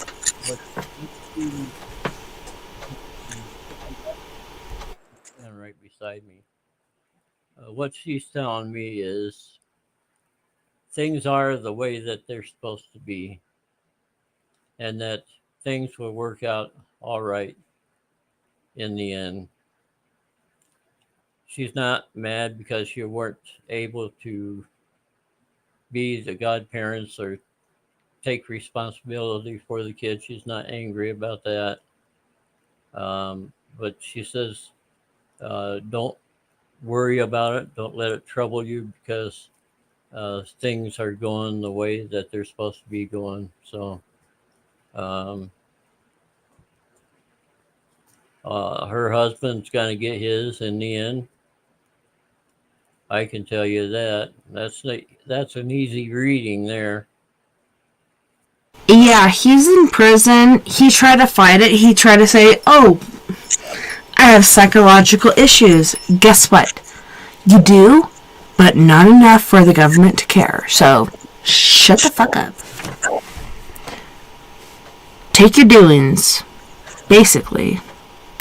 Your sister's with your dad, so they're in the like with my grandfather. They're in paradise right now, so don't worry about them.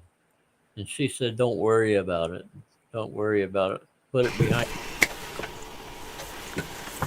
Thank you for saying that because I was so worried. Like, I'm supposed to be their godmother. I'm supposed to take them into my home. Not only did I lose custody of them, but they're like, hey, can we use these? Sorry, I hear the echo, but can we use these photographs, these photo albums, blah blah blah, to do her memorial? I'm like, yeah, for sure, no worries. I didn't even get those back. That was bad. I don't know. I'm so grateful that you said she has no hard feelings and these things are happening the way they should. Um, yeah, she's she's uh, she she isn't doesn't have any ill feelings for you, and told me to tell you not to worry about it anymore. That's good. Also, I have to tell you, her dad was the drummer for our band. And guess what? He was walking down the stairs one day, and all of a sudden, he broke his fucking ankle. And guess what? The hospital didn't put a breathing monitor or anything on him. They allowed him to go. And he ended up dying. You break your ankle and you die. What? That was sad. And I was there for her with that, but what happened after that with her? Like, what the fuck? And she even told me, like, the week before she got murdered, she's like, let's go. We need to go. We need to sign this paperwork. I wish I would have done it. But I felt like we had more time. But I think she understands. And I think, I don't know, I think everything's working out for the greater good. I'm not quite sure. But do you feel that? Do you feel like everything's okay? Supposed to be going. No worries.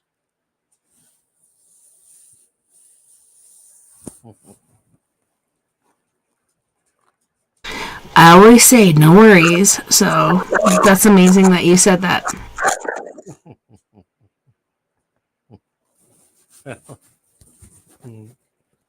I got a little story for you. I gave this lady a reading one time, and it was in a restaurant.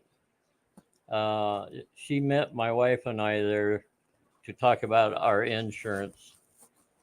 And the minute she came up to the table, her grandson approached me in spirit, and he wanted me to tell his grandmother something that he wanted to give her, a message, you know. So anyway, I gave her the message, and the whole time I was telling her what he was telling me, she got tears in her eyes, and she was just about really crying. And she says, "I want to really thank you for this." She says, I always wondered, you know, about it." She says, I'm sure glad he was able to come to you." Well, anyway, next time I saw her, she wanted a reading that time, and I gave her a reading again. The grandson came over, and he told her that he didn't want her to blame his mother anymore for what happened. I guess he was riding in the car with her when the accident happened, and he told her not to blame his mother anymore because it wasn't her fault.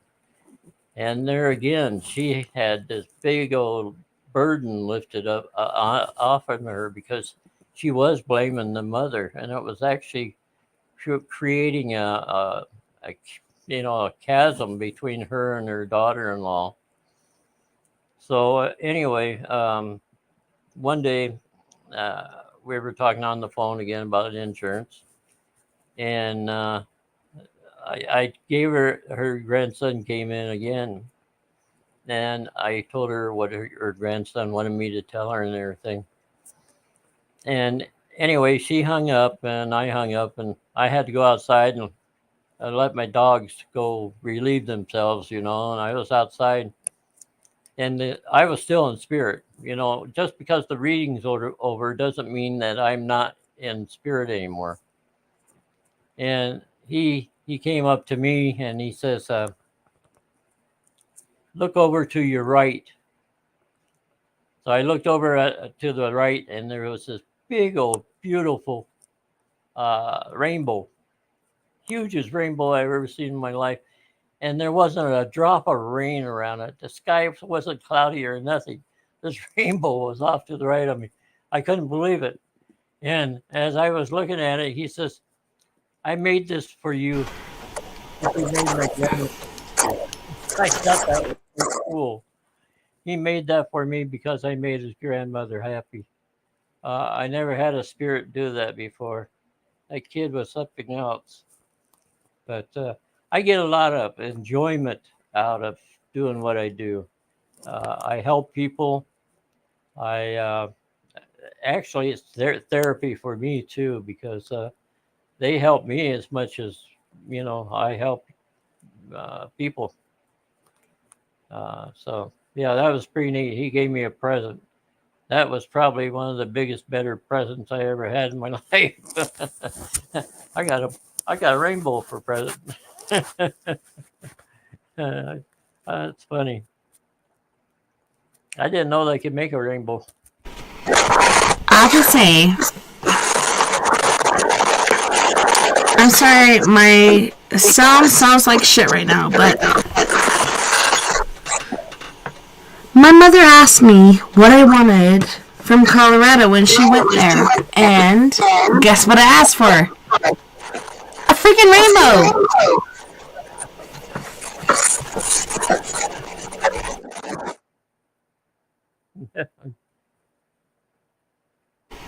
That's amazing because how do you capture a rainbow? Really.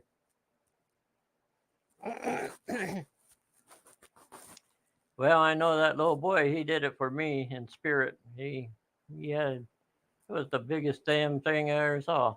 All kinds of colors. Yeah. I just sat there and stared at it for about 10 minutes. That's great.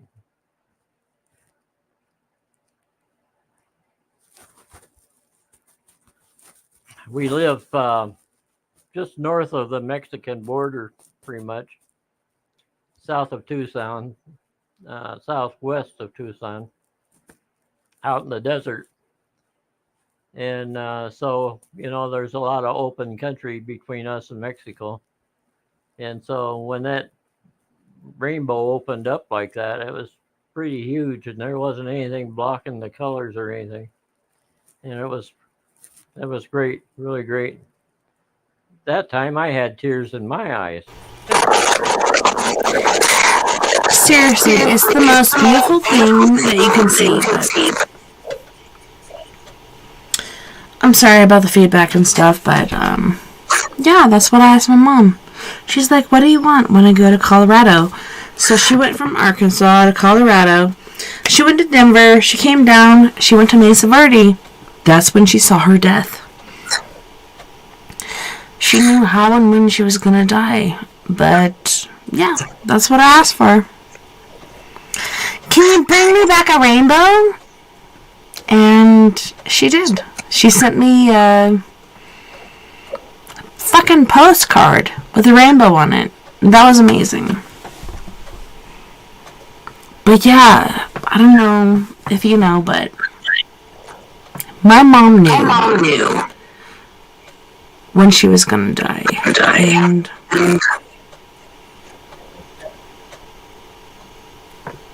even my sister saw her. So I saw her in the dream. I saw this white box show up. I'm walking across the sidewalk. I met with her.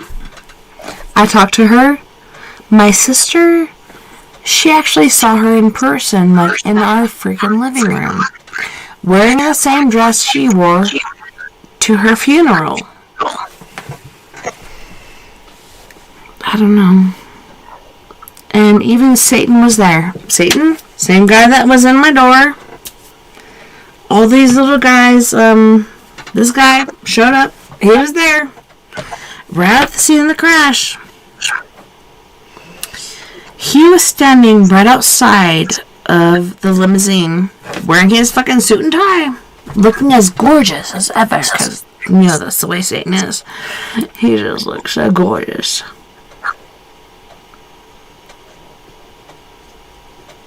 He was there. He was waiting for her. Because I think it was, she didn't agree with, "I'm not going to be your wife." Guess what? I didn't either. Neither did my sister. We all fought him. We all denied it. And that makes me think of family curses. Do you think there's anything to that?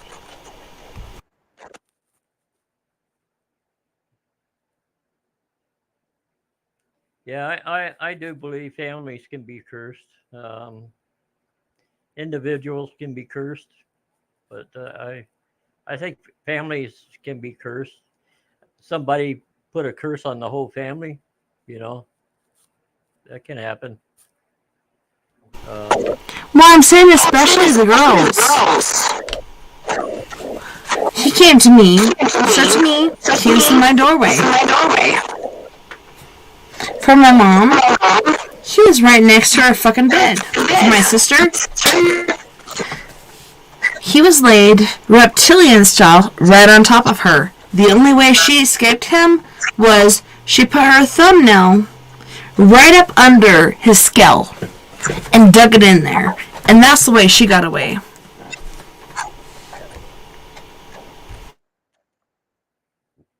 I had a guy that saw Satan. He was in his bedroom, and he said he was one of the most handsome men that he had ever seen. That's what I just said. He was the most gorgeous man I'd ever seen. Mm-hmm. So it's true. If you're looking at Satan as a horned devil, that's not Satan.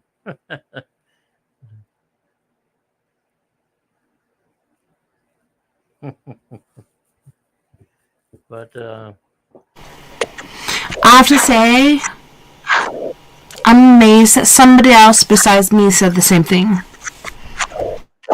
yeah, there's a lot of things that go on in this life that we cannot comprehend most of the time. And like elementals. I mean, what are they? They've been around since the creation of the earth, and they pretty much have free reign. I don't believe they have to live by any laws or anything that we necessarily have to live by. They're just there. They've been there since the beginning of time almost, and they'll probably be there when time ends. So I don't know what their place in the universe is really. There's a lot of things though that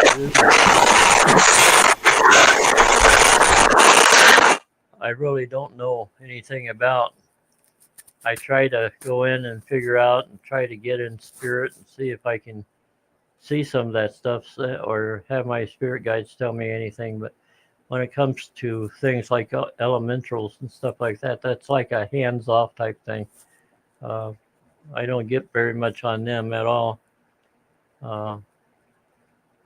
But yeah, Satan himself. Fortunately, I do not like messing around with anything that has anything to do with Satan.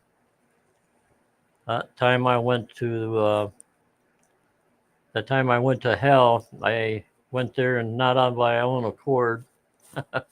I was more or less pushed there, but I was returned all right. So anyway, that was okay. Dude, seriously. I feel like you went there, you observed, and that was not where you're meant to be. That is not your place. And that was the place where that guy was supposed to be, even though he wanted me to take him out of there. No, sir. Sorry. But I was born with these abilities, and I use my abilities because I think God gave me these abilities from birth, and they're not evil.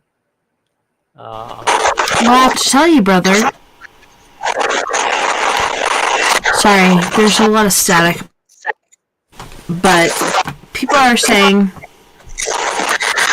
these people saying they have God-given abilities, that's the same way like Psychic Chris Garcia is. I totally believe he has God-given gifts. I believe I do too.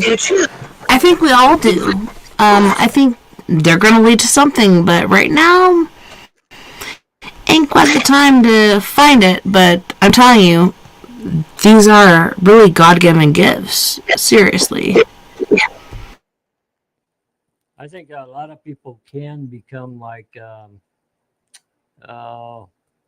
sensitives and stuff like that, and they could even become better at it if they practice at it a lot. Same way as being with like an empath. A lot of people has abilities and they don't know what they are. They don't know what to do with them. And if they would take them and just, I don't know, try to develop them, embrace them instead of trying to push them away, they'd be much happier and they'd be able to do things more creatively. You know what?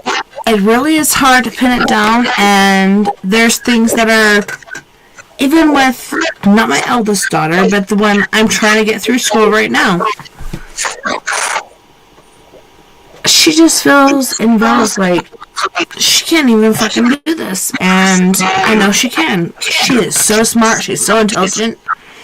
Is it the devil? I don't freaking know, but kind of feels like it. But as far as my life goes, yes, I know he's putting his fingers in there, he's trying to penetrate my life, and yes, I know, yeah, you did try to take me as a wife. Guess what? Ain't gonna do it. Gonna be prudent. I ain't gonna do it, brother.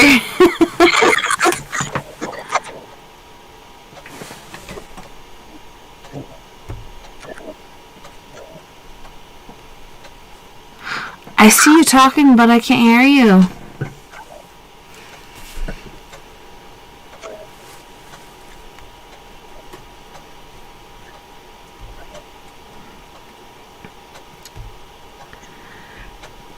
Damn it, Alan.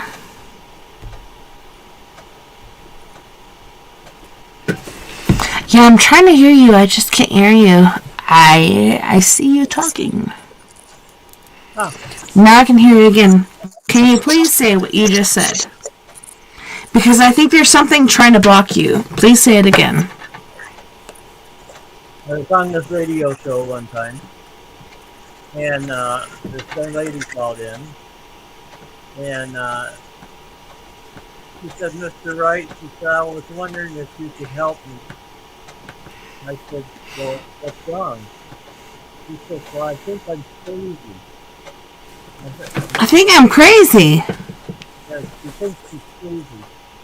I said, "Why do you Mm-hmm. think she's crazy?" She said, "Well, I've been to a psychiatrist, and all they do is give me pills and stuff." She said, "I take some medication, and I feel like I'm dead on the inside."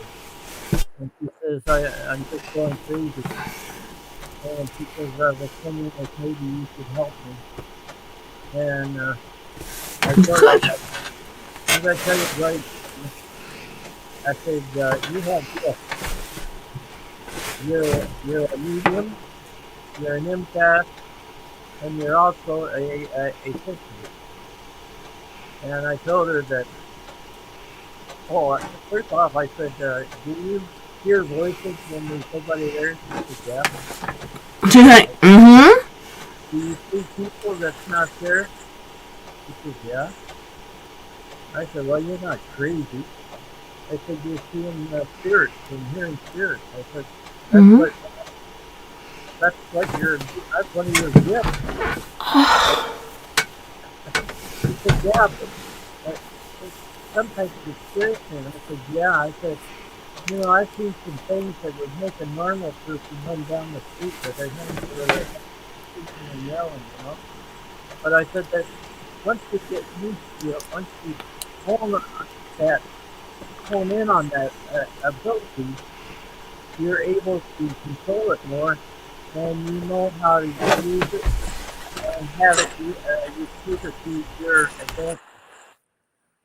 And so by the time I was done talking to her and everything, she was actually laughing and giggling and stuff because she told me, "Thanks a lot, Mr. Wright. You helped me, and I feel quite a bit better now." I think a lot of times people that they feel is insane or crazy might not actually be that way. I think a lot of times they have gifts that they don't know they have, and they don't know how to use them. And so they feel like they are crazy because people are telling them they're crazy. Just like they telling And others. that's the way it works. Like, we hear things, we see things, things are happening. Yeah, Nobody else is seeing it, nobody else is hearing it. It must be batshit crazy. like I saw your dad walk in on me, and then I sent him over to you. Uh, you know, I see spirits, and they see me. Then I have spirits around me all the time, and that's because they know they can communicate with me, and I can give messages to the loved ones. But a lot of times they try to disrupt everything. But by it's almost like a pile of ants trying to get in the same hole, at the same time. It just doesn't work. That is scary. No! I got that little door in my head. I close it when I want to be to myself, and I open it up when it's time to, like this show. I have my door open where they can communicate with me if they want. When I give a reading, I have the door open. Uh, I have it open on special things that's happening in the world and stuff also.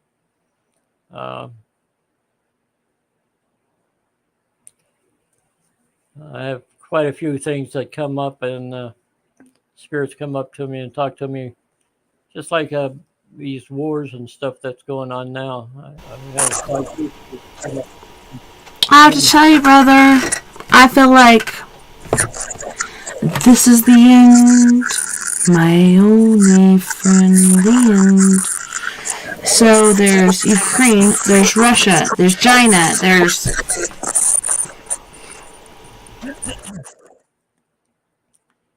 They're going to be, we're going to be talking about them for a long time, I'm afraid. This is going to be the end of times. We're going to take register of it, and it's like, what else do we put in here? What other notes can we add? What exactly can we fucking add? I don't know. I just feel like this is the end. Really. And it scares the shit out of me. I don't know what to think. One thing you have to remember, if you're a good person, I don't think you have to worry much about it. I think in the end, I think we will be taken care of. And people like Putin and the rest of those idiots. Putinami!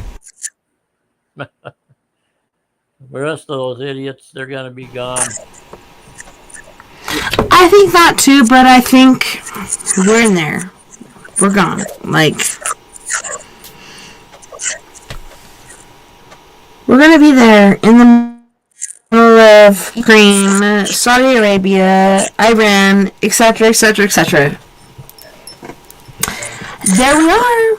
Oh, well, did we choose to be that way? No. No, the fuck we didn't. But guess what? That's where Sleepy Joe put us, and here we are. Hello! What the crack, dude? Like, seriously.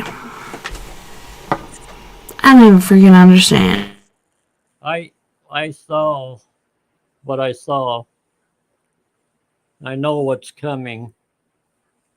And it's not pretty, but at the same time, I don't think we should worry about it that much, other than preparing our families. And like I said, You know what? I don't think it's pretty either, but guess what? The things I have seen in the future, as far as dream realm, other things going on, like, I don't know, I kind of feel like we're going to be right in the middle of it, and I don't want to be there. This is not a place for me to be, but do you see yourself there too, or no? I'm 74 years old too, so if I see myself in it, it's going to be... Dude, when you told me when your birthday was, I'm like, you're older than my dad. My dad was 49 and 2 months old when he passed away. And you're how freaking old? No, seriously. I totally trust and believe in you, and I'm just like, what the crack? And I'm just blown away. Well, if I'm going to be here, then it's just a little ways off. I'd say within at least 20 years, 15 to 20 years.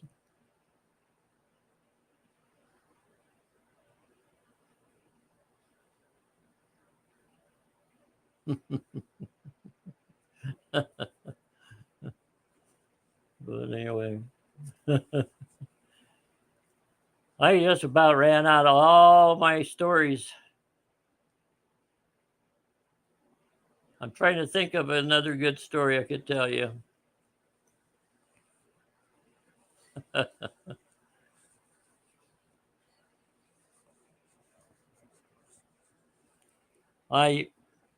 Since we moved into this house here,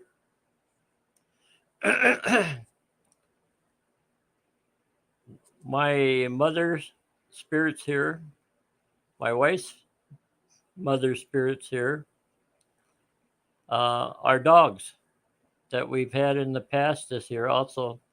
It's one thing I forgot to tell you.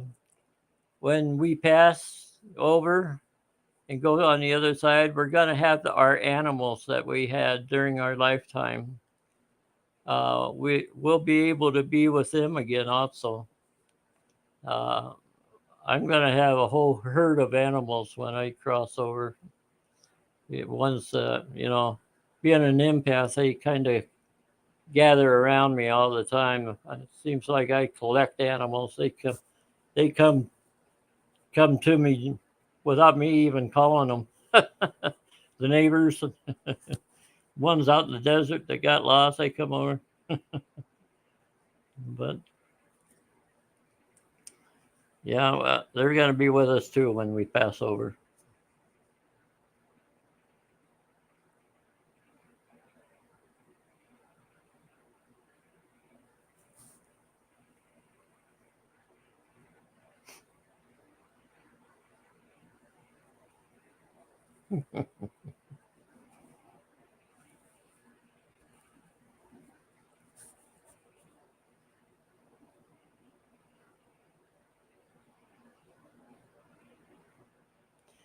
Can I tell you a story about healing I did? I was called by a neighbor whose daughter was in a car accident, and she was riding in a Jeep with her boyfriend, and they were going on this winding road, and they had an argument, and he was pissed off, so he was driving fast, and he flipped the Jeep, and it flipped her out of the Jeep, and she was in the intensive care at the hospital, and they didn't give her much chance to live. She had tubes and everything coming in and out of her. But anyway, her mother wanted me to give her a blessing. So I had one of my friends go. Thank you, Ellen, for hanging out with me tonight. I'm sorry for the inconvenience of That's all right. this paranormal happening, but super grateful that you're here. And I can't hear you, so yeah. Yeah, I see your lips moving, but I can't hear you.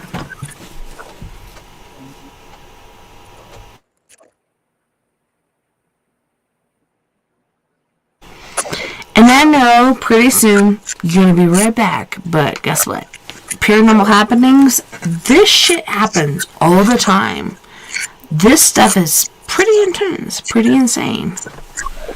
And we deal with this. Paranormal happenings, etc., etc. Exactly. Well, I shall see you. Where's the camera on this thing? There it is. Bye-bye.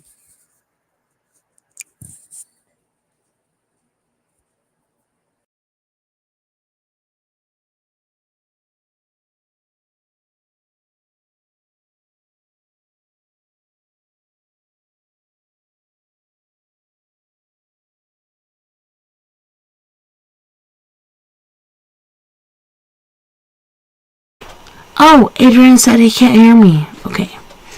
Hello, Adrian. Hello, Robert. Guys. I don't freaking know.